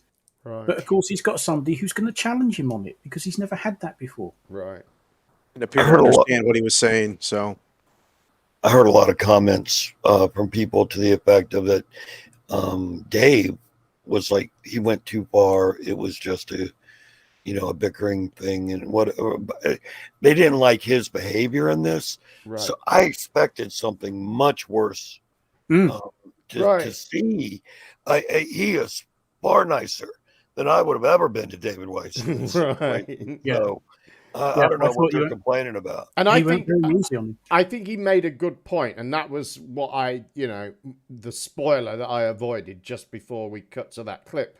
Is that, David Weiss does denigrate all of science. He actually denigrates most of humanity, quite honestly, as part of what he does. But, he does do that. And in comparison, somebody calling him stupid when he's saying, the space shuttle's really a helium balloon and everyone that's told you different is lying to you, I don't think I don't think it's out of order to call him names, really. No. I think Professor Dave made a good point on that, really. Absolutely. Anyway, we've got another clip to come. I probably did a bit too much of this. I don't know what I was thinking, really. But it's fun to watch, isn't it? We need more. You need more, yeah. It's good to see. This one, they're talking about Antarctica, mostly. Enjoy. Last one. So you've got this sun that's traveling around way out towards the edge, because this is how you like to do it. And it is somehow illuminating almost all of the outer regions of your pizza world. And yet it is somehow not illuminating the center because areas towards the North Pole have 24 hours of night at that time. So unfortunately, you can't do the Antarctica isn't real. So the South Pole, that's not a thing. These are places where people live. We don't say Antarctica is not real. We don't say that at all. You say no. that. You say the South Pole isn't real. We don't. Even though there's people who go there and work there, and people work at the South Pole. Yeah. Yeah. Prove it. Okay. So you can get a job there. Did you know that civilians can get jobs? So the way it works, you should apply for one. I think that'd be a cool video for you to Dave, do. on your upside down world, on your ball world, in the north, Norway and northern Alaska, we have the 24-hour sun in June. Okay, and we see the sun, and it's been filmed by millions of people, and you can watch the sun circle around. Makes perfect sense on a ball. Makes perfect sense on flat Earth. We're on the same page there. But 12 months, Yeah, 6 months later, at equal southern latitudes, you should see the same. But there's no video of the. No, you don't. There's no video of the 24-hour sun. There's 3 or 4 fake videos, clearly fake, taken apart. I'm talking, right? I didn't interrupt you. And there's no 24-hour sun. The sun antarcts away from you. It comes towards you and it goes away. Okay. Unlike the Arctic where it's circling around. I'm still talking. Okay. And there's no 24 hours of daylight. But if you add a dome in there, and again, we're looking at the lights in the sky, which is something that doesn't prove either. When you bring the sun closer to the dome, it wraps around. And we could show you this, get a dome, get a glass, move the light, and you'll see that the light wraps around. And that's exactly what we see in Antarctica. Okay, so I know that you can do your fun little middle school science project where you have a little, serving tray thing and you make a flashlight do funny things, but you cannot make it actually. So this is why you have your dumb little app, your little thing and your sun and stuff. It doesn't actually show the regions of actual daylight and nighttime. It just shows like a little cartoon. You don't actually see, it doesn't actually do these patterns. So when you're called out on this, instead of going, oh, my app shows the actual patterns and this crazy arc that would make sense. So first of all, I'm sorry, even though there are videos at the South Pole, I'm sorry that Antarctica is not where a bunch of people live. So we don't have all of these videos like we do way up towards the North Pole. But again, as I said, the way southern region of Argentina, like I did in my video, Ushuaia or whatever it's called. Which cartoon do you like the best showing Antarctica? What do you mean, which cartoon? Which cartoon? There's no pictures of Antarctica from space. Okay, well, there are, so that's really dumb. But No, let me there's not. continue demolishing. Okay, stop. I'm going to continue demolishing the idiotic thing you just said earlier. So you can do your little thing. Flat Earthers love to do their little middle school science projects. So, okay, you've got the thing and blah, blah, blah. So why can't your Flat Earth app do it? Why can't you actually show the regions of day and night? Why can't you look at that and go, yeah, look at that. I see the light illuminating this part of the Flat Earth. Right, and I can see that we have 20 hours of sunlight in southern Argentina, and I can see that you just have a little cartoon doing nonsense, and then all of your idiot people who buy that thing, they're not like, oh, that looks cool, and they don't actually look at what it does at all, right? Why can't you have it show that, right? It shows pretty accurately the amount of day and night, but I can't No, it show it. doesn't. Well, I can't show it because the farther if on the latitude line that you're on. It's different where you are, so I have to kind of blend them together. It's just a tool to show The amount of day and night depends. The amount of day and night that objectively happens in a place depends on your latitude. Absolutely, 100% on your ball too. When I'm in the north, I don't think you understand. I don't think you understand what I just said. No, you don't understand what I just said. No, I definitely know that you're not saying anything. I'm saying that in that town in Argentina, there is an objective time where the sun rises and sets. Yes, and but where you are doesn't change that. There's no place that you have 17 hours of sun. You have daylight. Daylight is the illumination of the sky. It's not the sun. From the sun. No, the sun is. You're saying that daylight is not from the sun? Absolutely. So if the sun Where is it from? If the sun What's rises making the sunlight then? No. The sun is lighting up the sky. It's like a photographer. You have your main light and then you have your backlight. The sky is the daylight. When the sun is on the east side of your house, right on the horizon, go to the back side of your house. You can read the newspaper. Well, where's that? That sunlight's not. What's it going through your house? It's lighting up the sky. It's and that's scattered by atmospheric particles. That's what it's what still you say. sunlight. Yeah. Well, that's what you say to say a thing that Dave, explains how why what come- I just said how is come- stupid, and I have how no come- way to combat it. How come nobody has filmed the 24-hour sun in Antarctica? They have. You just say it's a lie. Show us, They show me, have, and bring you it, just go, bring it. "Oh, that's fake." No, we don't. We don't just go, "Oh, that's fake." We But show guess you how what? it's fake. That's why in my video I don't talk about Antarctica because you just say it's fake. That's why I picked southern Argentina because people live there and they have 19 hours of daylight and you can't explain it because it's this I did huge. explain it. You can't No, you didn't. understand You it. just said there's a Absolutely. glass thing in the flashlight. You're just doing a middle school science project. You're not actually explaining anything. You're just going, "Oh, I did a thing in my living room, so all of science is wrong." That's what you're doing. You don't. The globe. I wish I had this slide because the again, globe. Dave, the optics of the sky are no way to prove the shape of the Earth. You can. Well, they are. Yeah. Well, And that's I in just your did it world. twice. Yeah. Well, And you have no keep way to blaming combat it. anything I just said. So that's keep why blaming you it. say that thing over Can I and just over again. interrupt here? Flat Earth Dave, what would it take? Because I think Dave is saying that people live in Ushuaia and that they have this, and you could just go and ask the people though. You could go. What would it take to convince you, and how important is it? Why is it important to you to hold this belief? What does it mean to you? It's not important to hold the belief. I'm looking for the truth. And if the globe was true, then when in Antarctica in December, you should be able to see the sun circle all the way around without dropping. And you do. You can. Dave, I've seen loads of documentaries where that happens. You can. You cannot see it. It's absolutely untrue. And we show the best one that they have. They show it 24 hours of the sun going around. And when it comes around, not only is it the same clouds, the sun is in a completely different position, like months different position. So it's all camera trickery and it's provable. It's not just us saying it.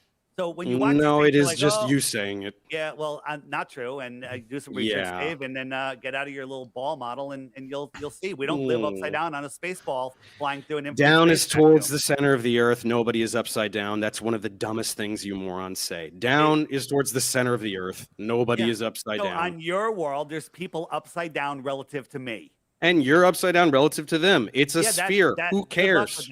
Good luck with that. Your response to basic shapes is good luck with that. Yeah. Are you 5 years old? You have the intellect of a 5-year-old. You can't understand, like little Dave, kids understand this stuff. You know I that? just want to say that you're more of a condescending prick than I thought.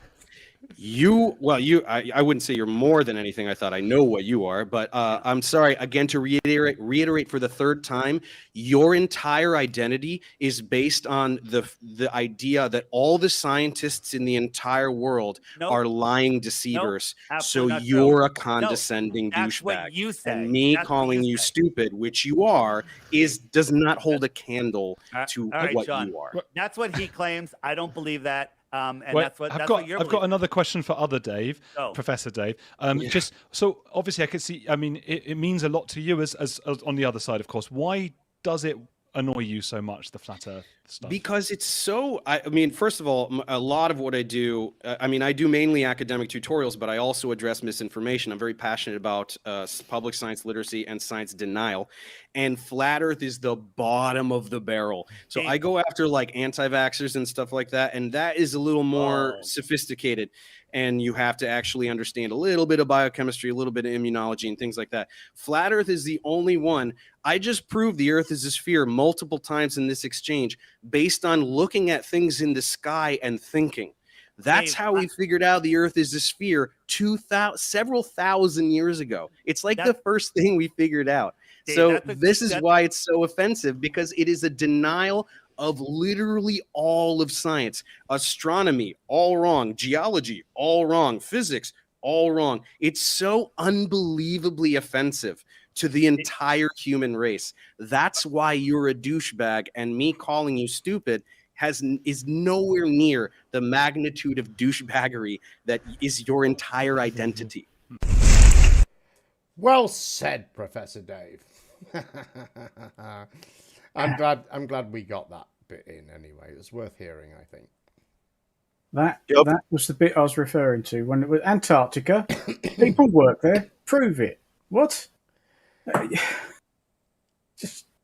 And he actually thinks that they've proven that these videos are fake. That he can go into a debate and say there are no videos. And when people say there are, no, they're all fake, and we've proven it. It's not just us saying it. And as he said, yes, it is just you saying it. Nobody's been convicted, have they? Nobody's gone, oh yeah, actually you caught us out. That's not happened. I don't know. Crazy. Anybody else? He lives got in a any thoughts? fantasy. Yeah, go ahead, Verbal. Sorry. Oh, he lives in a fantasy. He's deluded. I mean, he's making all this up for himself. Right. I mean, totally delusional, isn't he? Yes. You can just tell by the way he's looking around, like the look in his eyes. He's like trying to figure out what the next thing is off of his script, and he really has not a real response to Professor Dave. It's just it's a joke. Right. Like I say, he's never been challenged like this before, and I bet you he won't be again. No, not in a hurry. No. They asked him if he could, if he minded someone being there to, who knew the stuff, and he the only stipulation he made is as long as it isn't one of the trolls, meaning, in his world, trolls are people who know my bullshit. So, the usual, like Oakley tried when he got almost got involved in that debate and then had to back out because he was going to be against... it was cats, wasn't it? Cats, yeah, conspiracy cats. As soon as he found out it was conspiracy cats. No, not doing that. Because they're all happy to go with some astrophysicist or something like that will give them credibility and that they can blindside with some flat earth bullshit that they don't know about, but they definitely don't want people who know their nonsense. No, I'll say Weiss won't do that again in a hurry, will he? Anyway, there's a few flat earthers in the chat, so stick around, you guys, because we've got a good clip coming up. Shall we push on with it? Yes, we will then. Yes, please. Unless anyone else has anything to say. Man, I need a break. We're going to move on from David Weiss? Yes, no more David Weiss. Yay! As you may have guessed from my Faking Flat series on this channel, assuming you've all watched it, of course, I do enjoy catching the flatties in a lie. A great example was posted in the server this week by Chemo, I might add. Mitchell from Australia took some clips from MC Toon's recent encounter with Brian's Logic. It is Brian's Logic, isn't it? That is that one. There's a lot of Brians. Anyway, that dumb Brian. Brian Leakey. That's the one. So he took clips from MC Toon's recent encounter with Brian Leakey and produced a video which he subsequently showcased on Oakley's debate show. This clip comes with a challenge. So, not including the introduction by Oakley, because we're just going to see, Oakley's going to say, here's a video from Mitchell from Australia or whatever, or here's Mitchell's video. So once we get into the video, how many clips is Mitchell's video made up of? So how many bits of the debate has he taken and added together to make this? Watch closely. Answers right after this. 27. I'm just going to play this clip from Toon. When Mitchell from Australia and Mr. Sensible were going back and forth, they kind of both had a point, because it seems like there's a, you could do it using both methods. Would you agree with that? No. There is no triangulation in celestial navigation. It's about it's about the distance and about the angle to the GP. So you can draw it on your chart, draw a line there, and then you do it for all three, and you get your intersection. So it is actually triangulation. You can draw a triangle, solve the triangle, and know the angle that the light or that the object to the GP must appear. I just play this clip. Draw a line there, and then you do it for okay. Hang on, guys. Hang on. I am sorry. I fucked up. Just let me get it back a little bit more. Well, it wouldn't be a show without at least one fuck up, eh? Oh, it's been a while since I did a bad one like that. But anyway, well, have another go. Here it comes again. It isn't long anyway. It's only like 90 seconds long or something. Coming up. I'm just going to play this clip from Toon. When Mitchell from Australia and Mr. Sensible were going back and forth, they kind of both had a point, because it seems like there's a, you could do it using both methods. Would you agree with that? No. There is no triangulation in celestial navigation. It's about it's about the distance and about the angle to the GP. So you can draw it on your chart, draw a line there, and then you do it for all three, and you get your intersection. So it is actually triangulation. You can draw a triangle, solve the triangle, and know the angle that the light or that the object must appear to be. And so we can do triangulation, but we have to presume that the Earth is flat. But if you're doing triangulation, you do a triangle on the surface of flat Earth, presuming flat Earth, you get then hello everybody. This is unusual. Sorry, that was the video from Flat Earth Math that I clicked on and it started playing. So yeah, I don't know. It just seemed like a very awkward ending there when he realised what he was just saying, that he has to presume the flat Earth and draw the triangle on that flat Earth. Triangulation actually does work. Very, very awkward. Indeed, he's conceded the point. I just wanted you to point that out, Mitch. Indeed, that's a concession. Yes, you have to have a flat Earth to acquire an elevation angle. As Toon found out 78 times we're up to now, by the way, if anyone's keeping count. You can't first measure an angle if the surface is curved. No, you need a flat baseline. Game over. So, that was Mitchell from Australia's bullshit video. Did anybody get the number of clips it was made from? I think it's like 16. I would say at least 3, but I suspect there's more. 5. Ooh. 5, Curb says. Anyone else? I'm just waiting to see if the chat, anybody in the chat counted. Someone says 42. Flashburn says 42. Of course it's 42. Hey, while you're waiting for that, what the hell is Oakley up to here, punctuating with game over? I know. He said that to me, actually, in a comment that I made to some on Flatzoid's video. And And I said to him, I said, "What? When you say game over, what game is over in quotes? And how is this evident in reality?" And then I said, "Or do you mean your ever diminishing viewing figures?" He didn't respond. Like he didn't like that. But they do that a lot, don't they? It's over. It's over. You know, and I think, well, where is this evident? When's that happened? Emo says that every time he comes on. Right. Yeah. Crazy. For like 5 years. But did you catch that that caricature drawing of Oakley, the idealized version of what he actually looks like? Yeah. Oh, yeah. Does not look anything like that. So we've got 5 or 6. We've got another 5. So anyway, let's find out how many there were, because I've made them obvious in this next clip, and then back to back with this. So straight after this, no break.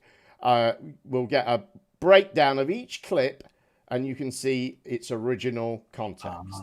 Good. So enjoy.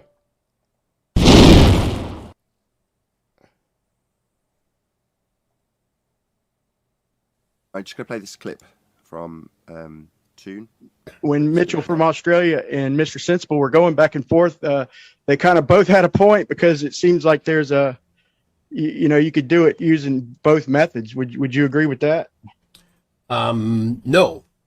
There is no triangulation in celestial navigation. It's about the distance and about the angle to the GP. So you can draw it on your chart, draw a line there, and then you do it for all three, and you get your intersection. So it is actually triangulation. You can draw a triangle, solve the triangle, and know the angle that the light, or that the object, must appear to be. And so we can do triangulation, but we have to presume that the Earth is flat. But if you're doing triangulation, you do a triangle on the surface of flat Earth, presuming flat Earth. You get then. Hello, everybody. This is unusual. Sorry, that was the video from Flat Earth Math that I clicked on, and it started playing. So yeah, I don't know. It just seemed like a very awkward ending there when he realised what he was just saying, that he has to presume the flat Earth and draw the triangle on that flat Earth. Triangulation actually does work.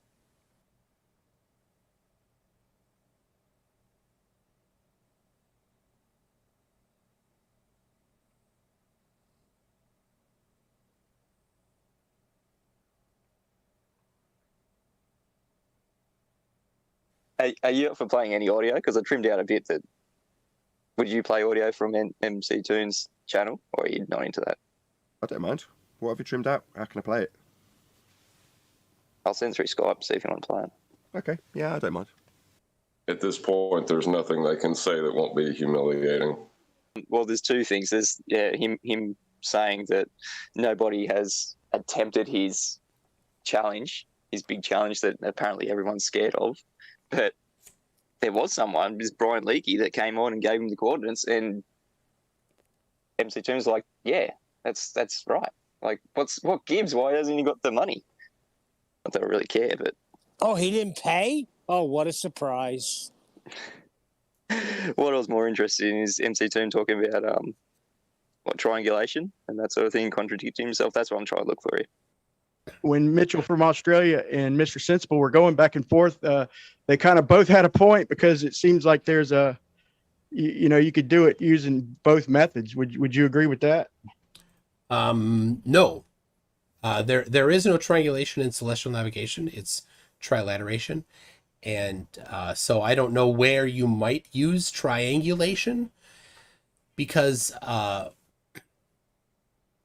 in normal celestial navigation, maybe with other there's dead reckoning techniques that might do it for you, but not with celestial navigation. The site reduction tables get you the ability to draw a line of position on your chart. Basically. That's what I said first. It's about the distance and about the angle to the GP. So you can draw it on your chart, draw a line there, and then you do it for all three, and you get your intersection. So the site reduction tables completely rely on the radius of the Earth. It's one of the factors that goes into the calculation tables. Perspective is something that's easy to calculate. It is actually triangulation. You can draw a triangle, solve the triangle, and know the angle that the light or that the object must appear to be. And so we can do triangulation, but we can even do it without any math on this. Let me show you. Comparing them to a globe, right? No, this is just trigonometry. It has nothing to do with the globe. Well, you got to have a baseline to measure it by. Do you notice that this is for flat Earth? Do you notice right here? This is flat Earth. I'm doing this for flat Earth. Yeah. Okay. Okay. And I don't know why. Every time I do this and I draw a picture and there's a flat Earth on it, people are like, well, that's for the globe. No, it's not. This is for flat Earth. This is presuming that the Earth is flat. So you presume that the Earth is flat, and then you presume that light does this with no plausible mechanism for it. Then you say it's perspective. But if you're doing triangulation, you do a triangle on the surface of flat Earth, presuming flat Earth, you get then Hello, everybody. This is unusual. Sorry, that was the video from Flat Earth Math that I clicked on and it started playing. So yeah, I don't know. 69 or 60 nautical miles per degree doesn't work because this is what you need to happen, which is the opposite of how refraction actually happens.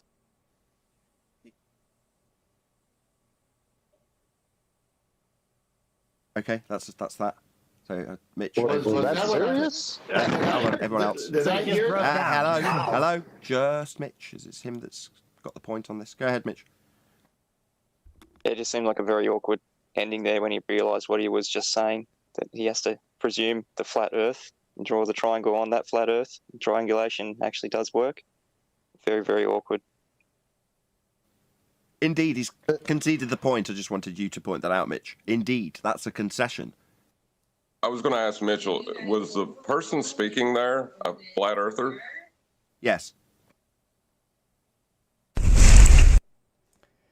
So there you have it. I hope that made sense. I hope you could see the context for each clip and how he just total deception there, really. I mean, it's like propaganda. Right. Yeah.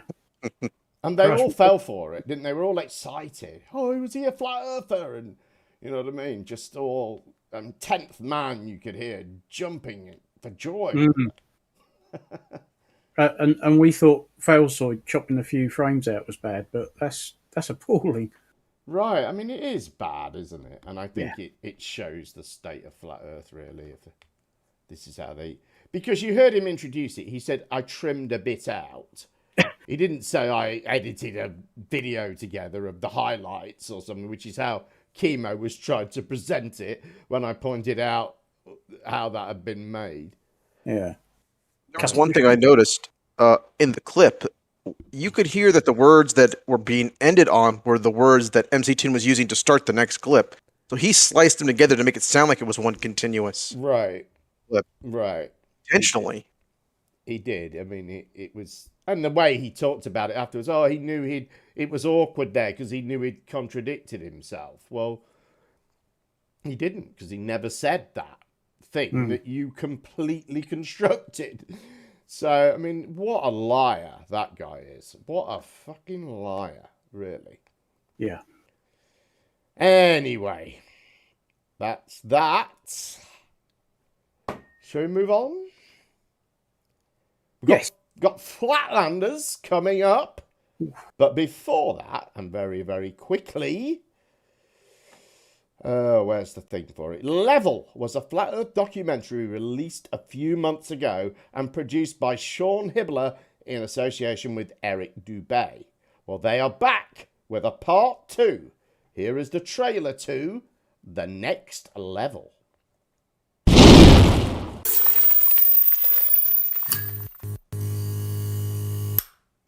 Close your eyes and just Am I moving? Am I spinning? It's that easy. We're not. The Earth is stationary, and that is scientific, not pseudoscience. The Earth is spinning at 1,040 miles an hour. You can't feel it. You can't measure it. You can't observe it. You can't repeat it. But trust us. People are just deceived. I mean, I grew up from kindergarten. There's a globe. They gave them a globe at graduation to take home like an inflatable beach ball. So why are they teaching the globe model? Well, the globe is a container, and it's a container of all the known land.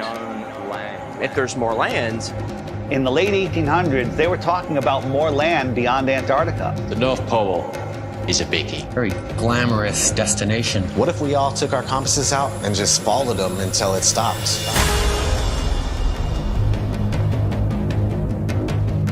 Oh, it is that far. Oh my God. Oh my God. Wake up. What if we can truly become free? They needed a new model because they wanted a new world order. Open your eyes. The physics of water is to find and maintain level. This is the year of flat Earth.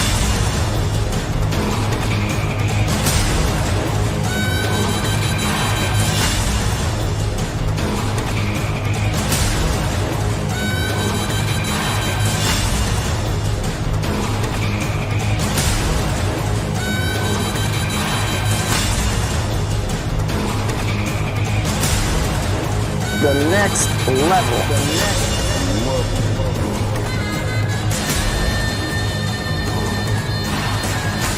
The heliocentric theory is bullshit. Get ready for the next level. The next level. The truth cannot be stopped.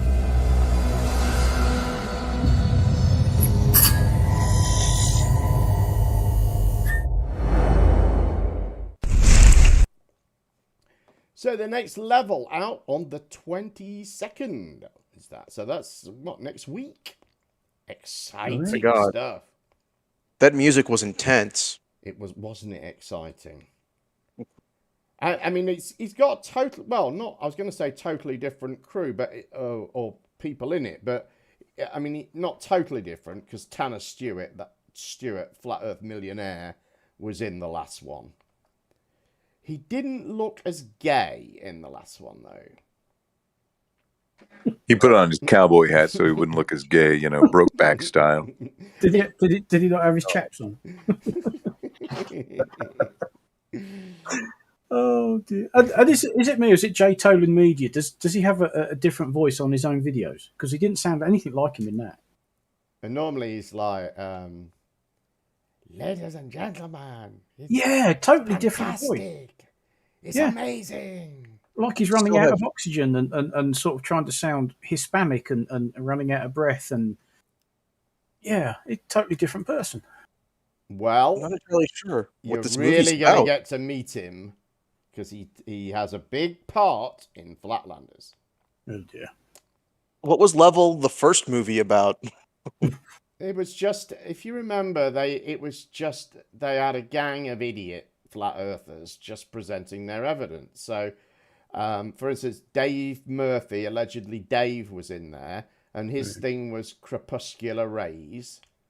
And he does this whole, like, very serious piece like he's a teacher speaking to camera, you know. So there was him. There was, what was the other really dumb one? I feel like a lot of what was in that trailer is just stolen from other Flat Earth movies and media and being replayed. Somebody did, was it Santos Bonacci? I think he might have been in the last one, and he did, his thing was out of focus stars, you know, where they get pictures of stars out of focus or planets and say we're being lied to about what a planet really is. Watery blobs. So, yeah, so there was that. There was a few. Then, I mean, Tanner Stewart was in it, and it was sort of him walking around just trying to look like a millionaire. And he had this really weird line in it where he said, you know, Globers, you know, you can have your Star Trek and your Star Wars. How would that make you feel? And this was something to do with the idea of there being extra land. He's He's really convinced about this idea of extra land. He goes on about that a lot. So anyway, we've got that to look forward to, haven't we? That pile Yes, of you will crap. review that for us. Yes, please. So, shall we have a look at Flatlanders? I think we should. Two clips to come. We've been waiting for what comes next since it was promised to us last September. Flatlanders was touted to be the Flat Earth's professional, well-produced response documentary to the Netflix hit Behind the Curve. Two clips to come. See what you think. Whoops.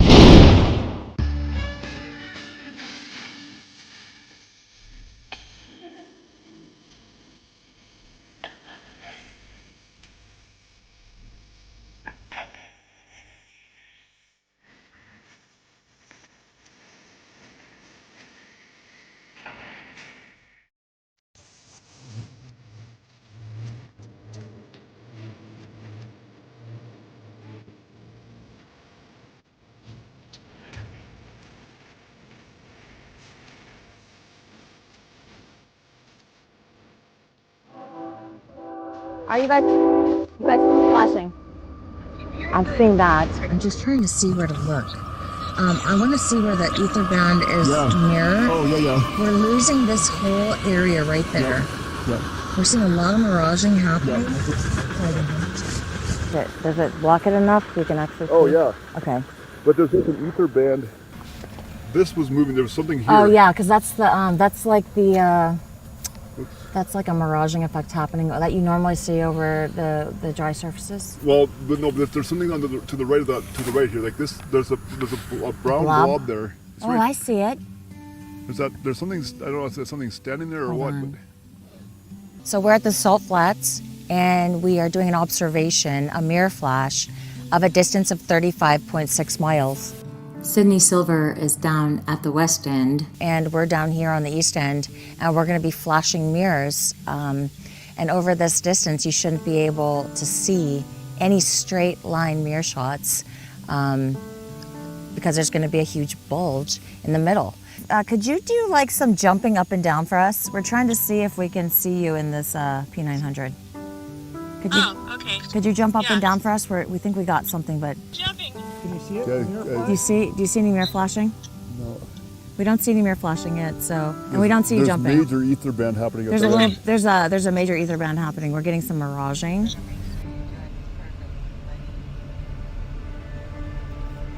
My name is Ryan Walker. My Flat Earth journey.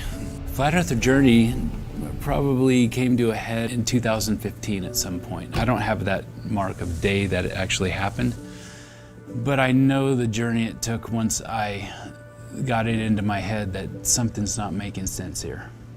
And then I researched it. It really came across with the curvature for me. The curvature, or lack thereof, after studying what it should be and how it should be detectable very easily. I was a software engineer, and we did a lot of distance calculation, geomapping and geopoint mapping. So I started playing around in my head with how we made calculations of point-to-point distances because we had to map real estate properties. And it just started not making sense. And the big realization is we can see much further than we should be able to see based on the actual distances they tell us we're seeing at. If you see a boat go over the curvature, you can't see it anymore because it's gone over the horizon, over the curvature. To measure when that actually happens, you can put a formula to it scientifically based on what? The circumference of the whole globe. The calculation of 8 inches per mile squared of curvature, okay, calculate that by 3 miles, that 6 feet, 72 inches should be over the curve. You should not be able to see them. What we actually see is the way our eyes work. We see in perspective. And everybody knows this. If you've taken any art classes, you understand how perspective works. You can draw a picture based on perspective because everything goes to a vanishing point that our vision can't, you can't see any further than that. But now with technology that everyone has access to, You can take a zoom camera. I have a Canon 7D. You can zoom in on something, bring it right back into focus. It's not just past 6 feet, it's hundreds of miles. That either tells us their calculation of a 25,000 mile circumference of the globe is inaccurate, or it's just false. I feel like the sunlight's very dim. It does feel that way, Sydney. I agree. Yeah, I've never really seen it work when it's like this. And they're spraying all this chemtrail stuff. It's like, it's kind of inhibiting some of the... Yeah, it does look a little hazy and it's a dim sun. We're going to wrap up and then we're going to come back and shoot the lasers. So since there was some interference in the road, it's inconclusive of what we actually captured. We're going to go back and look at our footage and see what we got. So, Flatlanders there. I think my comment, first of all, would be, I think they very obviously tried to copy the style of Behind the Curve. And it definitely sort of feels like you're watching another Behind the Curve almost. Mm. And did they steal Travis's ether band for this thing? They said, "Oh, we got a crazy ether band." Yeah, showing. they seem to have done, don't they? Yeah, they seem to have adopted that. That's too sad. Yeah. Yes. So that was they did do a mirror test then in the end. So, but obviously that was unsuccessful, but she called it inconclusive. That's meaning we didn't manage to see the mirror at all. All that ether banding, Jim. It was interfering. Right. No, it was chemtrails. Chemtrails was interfering. Right. Did they say why it took them so long to get this out to us, or? No, but I do have a suspicion. Somewhat of a conspiracy theory of putting 2 and 2 together and making 5, perhaps. But if you can remember from the clip we showed of when they did the private screening of this just for flat earthers somewhere, was it in Vegas or somewhere? I can't remember. Yeah. But when they did that private screening, at the end of it, all the audience clapped, and 2 people were on stage. One was Shelley Lewis, who we've just seen in the video, and the other one was Wendell. I can't remember his surname, but he's been around Flat Earth a good while. He's been to some conferences. He was in that Flat Earthers versus Scientists video that on the channel. Is it Jubilee, the channel? It's got millions of views, like 10 million views or something. He's one of the Flat Earthers on there. But he's also one of the Flat Earthers on another sort of, I guess, it's similar format-ish sort of video made by Danny Faulkner, who I interviewed on this channel. Danny Faulkner is a young Earth creationist from the Institute for Research. The place where the Noah's Ark is, where the big Noah's Ark is. He works there, but he's actually an astronomer, and he taught astronomy in universities for years and stuff. Anyway, he's very much an anti-flat earther, and he did a video where there was him and I think 1 or 2 other people, and some flat earthers. Shelley Lewis was there again. Wendell, this guy, was there. And Wendell is also very much a fundamentalist Christian, I should add. Danny Faulkner's a fundamentalist Christian. There was a bit of a to and fro. They did a bit of challenging each other and stuff. And there was some stuff, I think how they left it, there was some stuff he was going to go away and have a look at or whatever. But anyway, Wendell, who was the producer of this, he did all the camera work. Not all the camera work, did all the editing and stuff. He was the guy on stage lapping up the applause. He has vanished. He isn't mentioned in the credits. He isn't in the episode anywhere. He's just completely disappeared. He hasn't been out there promoting it like she has. He's just vanished. I have a feeling that he has jumped the fence. Wasn't he the one that with Shelley abandoned? What's his face? The modified sniper expert and everything. God, I've forgotten his name. Thank God for that. But I thought it was. That's my theory anyway. I think that You know, he's not in the credits or anything. He just doesn't get a mention. So I think he said, actually, I don't want anything more to do with this. Take me out of it completely. And I think that is why we've had to wait all these months for that to happen. Because I bet there was loads of little clips with him in, and they had to lob bits out. And also, if you watch the entire episode, there's a sort of an odd bit at the beginning where they sort of do this thing with their logo, and then they've got sort of another graphical sequence as well going on. And I thought, I wonder if they just added that in after to get the length back up. You know what I mean? Like took some bits out and then to make it the right length again, added this graphic-y, because it just seemed totally unnecessary. But then, you know, people are kind of indulgent on title sequence type things, aren't they? So who knows? Anyway, does anybody else have any thoughts? Was the guy that Shelley had the problems with the camera and all that? I think that's what it's like JM Truth or something yes, like that. thank you. They've reminded me in the side chat. I thought it was Shelley and Wendell. They had that. There was that whole argument in the hotel that they'd abandoned, as he put it, JM Truth and took all the camera gear. I thought Wendell was one of those characters. A quick question about Wendell. Does he have any kind of an accent that you could describe or locate? American. Good enough. Let me see if I can find him. Hang on. That's right. That's enough to know it's not who I thought he might be. I can find him if you like. Oh, did you think he was not American?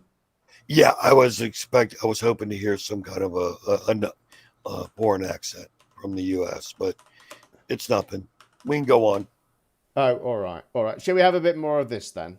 I'll see if I can find a picture of him while we're watching this next clip. Bit longer this time.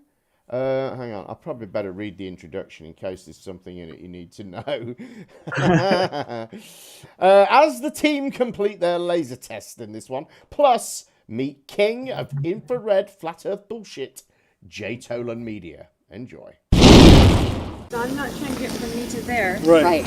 I'm trying to get the distance from the ending of that mountain. Okay, to got the it. beginning Okay, of that sure. Okay, mountain. Cindy, I'll do that. Yep. And then from the ending of it over there, because I got a shot from there to there. Okay, but how long is that to that? Okay, well then this is, let me just take that off there. So we're trying to figure out the distance from this mountain range to the base of that mountain range, right? I believe this is that the mountain two mountain range- ranges you're talking about. See, from here to here, right? So we just got 24 miles. Oh, get a copy. Can you get a screenshot of that? So what we're looking at is behind us. There's 2 points with the mountains between the mountains we can see with our naked eye. It's 24 miles based on. And Sydney got a picture of those 2 it. points. Yeah. Okay, I just took a picture of the horizon. Yep. And between that mountain and that mountain is 24 miles. So there should be a huge curvature right here, but we're not seeing a hump and we're not seeing the edges bend down. It's completely flat. So I just snapped a picture from there to there. And we got the mileage on it. So I can do calculations on the...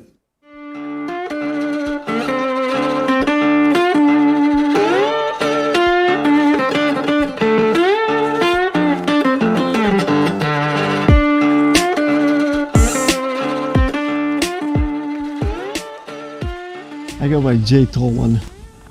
I'm an engineer, RF. Also did other stuff, mechanical, physics. Right now I'm an electronic warfare engineer. I support defense contractors. I was at a classified meeting one time and I saw a map projection that I had never seen anywhere else. And that was in the early stages when I began to wake up. And I realized what's going on. Then I seen some very strange data that I was processing from a classified payload, and I realized, oh my God, whoa, something's strange here. Since I'm an engineer, I said, I'm going to measure the curvature because it's a fun project, something I've never done, and I'll show everybody how it's done. What got you into photography and specifically infrared photography? Well, so I quickly realized that I need to see farther. Right, all the measurements that I had seen in other videos, they're at sea level and they're just a few feet, 100 feet, maybe a few miles out. And I realized, well, we got to see a lot farther than that. When I realized I couldn't purchase any of this military-grade equipment because they're ITAR controlled, I decided to try a night shot camera. And I had one, like 20-year-old camera. So I came out here one time, just out of curiosity if I can see a little farther. And I was just blown away. I could see the mountains behind us out there.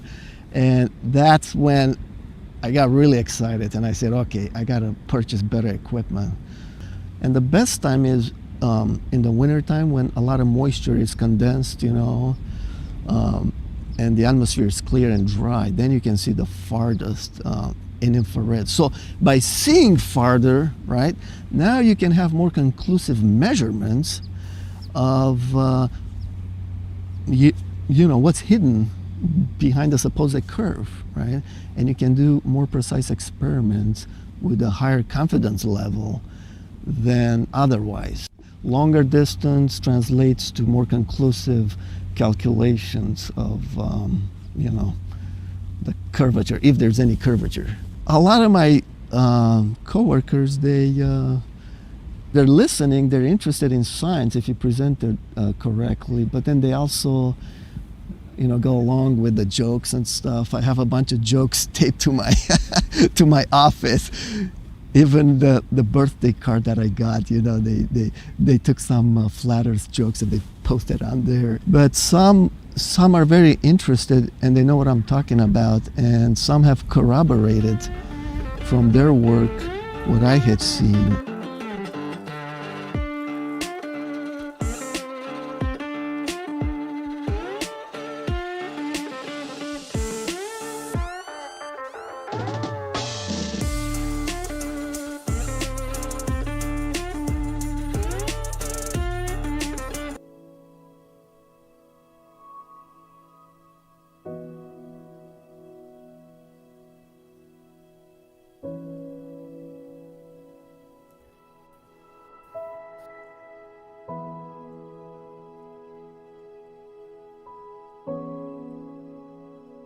Here it is.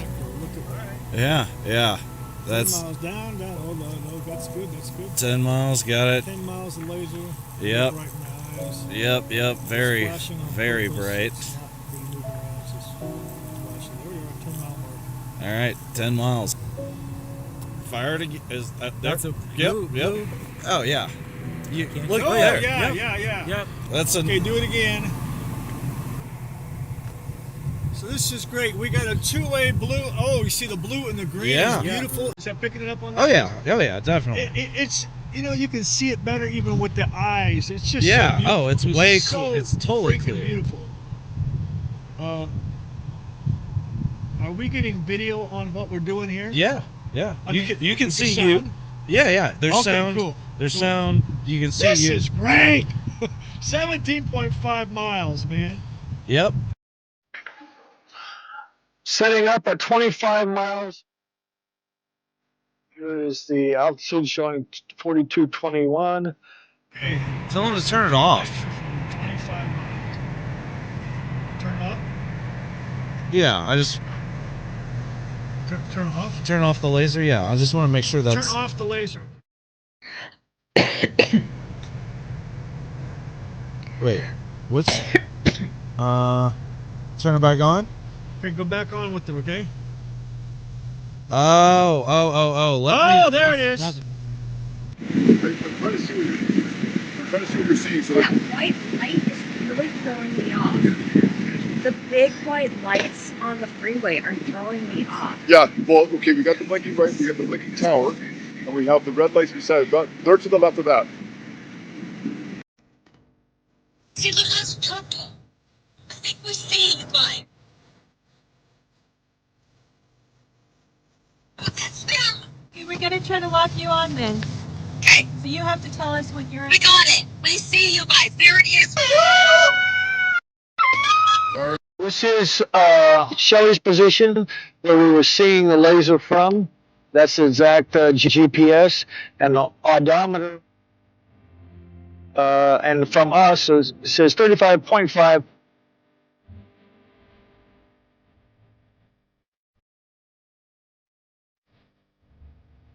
Yeah, you're right. You're right close to the red lights. Yep.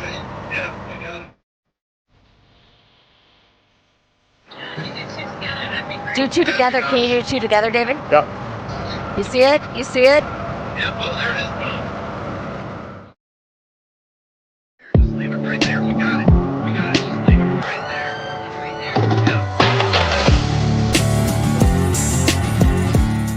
One of the rebuttals that we get from the heliocentric enthusiasts, the globe believers, is that we didn't account for refraction. The argument that was used was that the air temperature and the water temperature would differ and cause the laser to shift, the end of the light to shift, and said that that was actually due to refraction, and it was possible for us to see the source of the laser from that distance because of refraction.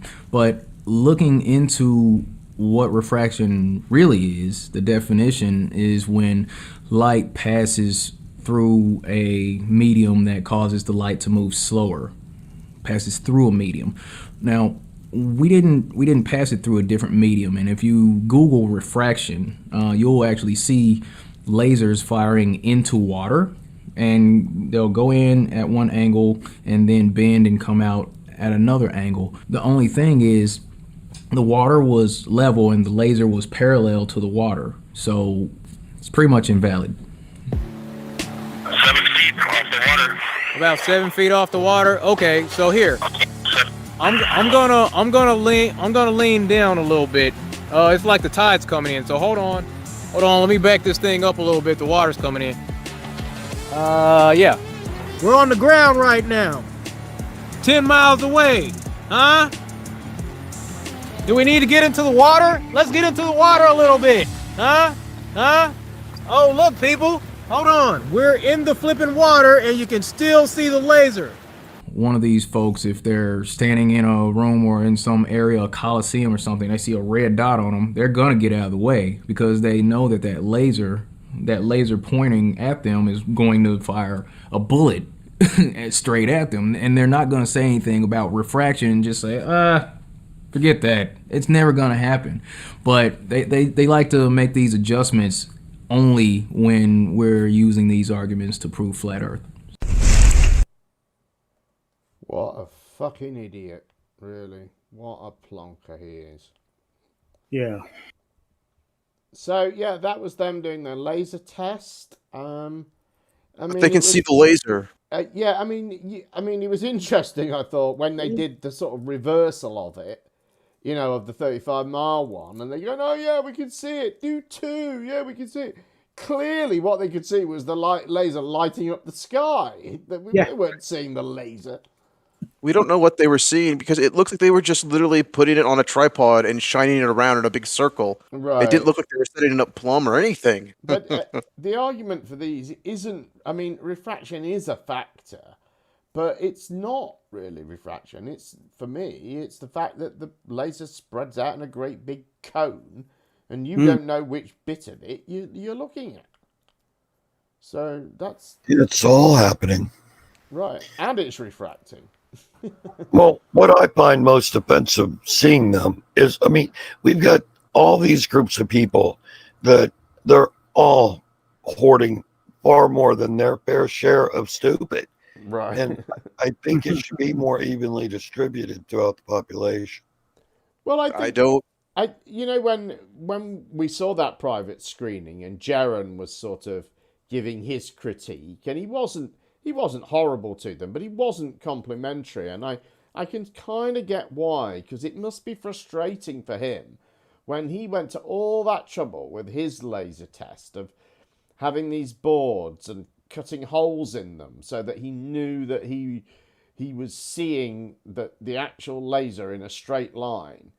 And these guys come along, 3 years later, and just totally ignore all of that.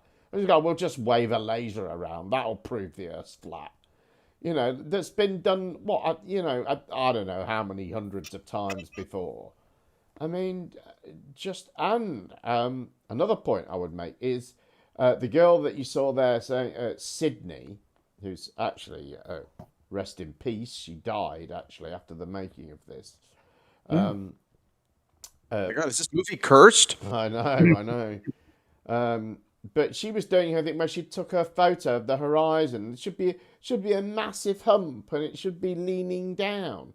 And she's looking at 24 miles of horizon. I mean, it's just completely delusional. And You're looking at 1/1000. She's been in it probably 4 years, and never once has it occurred to her to work out what the ratio should be. I mean, she wouldn't expect to see it at that level anyway. But even if she could, if she had some height, how much horizon would she need to see to detect some curvature? A lot more than 24 miles. Probably 10 times that amount or something like that, I mean, being a flat earther is dangerous. But she thought it should be leaning down at the edges. I mean, why is nobody going, no, it shouldn't? 24 miles is a further degree, You could, another flat earther should say, look, you don't have to believe the Earth's a globe. You can still believe the Earth's flat, but that's wrong. It's wrong. I don't get it. Anyway, any more thoughts before we get going? I'm glad we finally got a chance to review this. There are more episodes to come, though, supposedly. I wonder if there actually will be, though. I do. I did have a thought that, considering how many boneheaded decisions I already make, I have enough stupid. So maybe I should thank them for taking one for the team and hoarding so much stupid. Yeah. Maybe. Anyway, all right, we'll wrap it up. I think I can't be bothered to go through all that script. We'll be back probably in a couple of weeks-ish, something like that. Hope to do one in 2 weeks. I'll aim for that. And if not, between now and then, come and see us in the Debate Flat Earth and More Discord server. It's where it's at. Thanks for coming, everyone. Thanks to you, panel. Thanks to everyone for coming and watching. Please like, comment, and subscribe. And if you can set a video on my channel running, right-click it and set to loop. I'll be really grateful. I'm trying to get my watch hours back up to where they were before I had to delete a load of stuff. We've made massive progress on this. I only need 900 hours. I did need 2,500. So we're doing well. If you could do that for me, just leave a video running. I'd be really grateful. Thanks very much. See you in a couple of weeks. Everyone mute.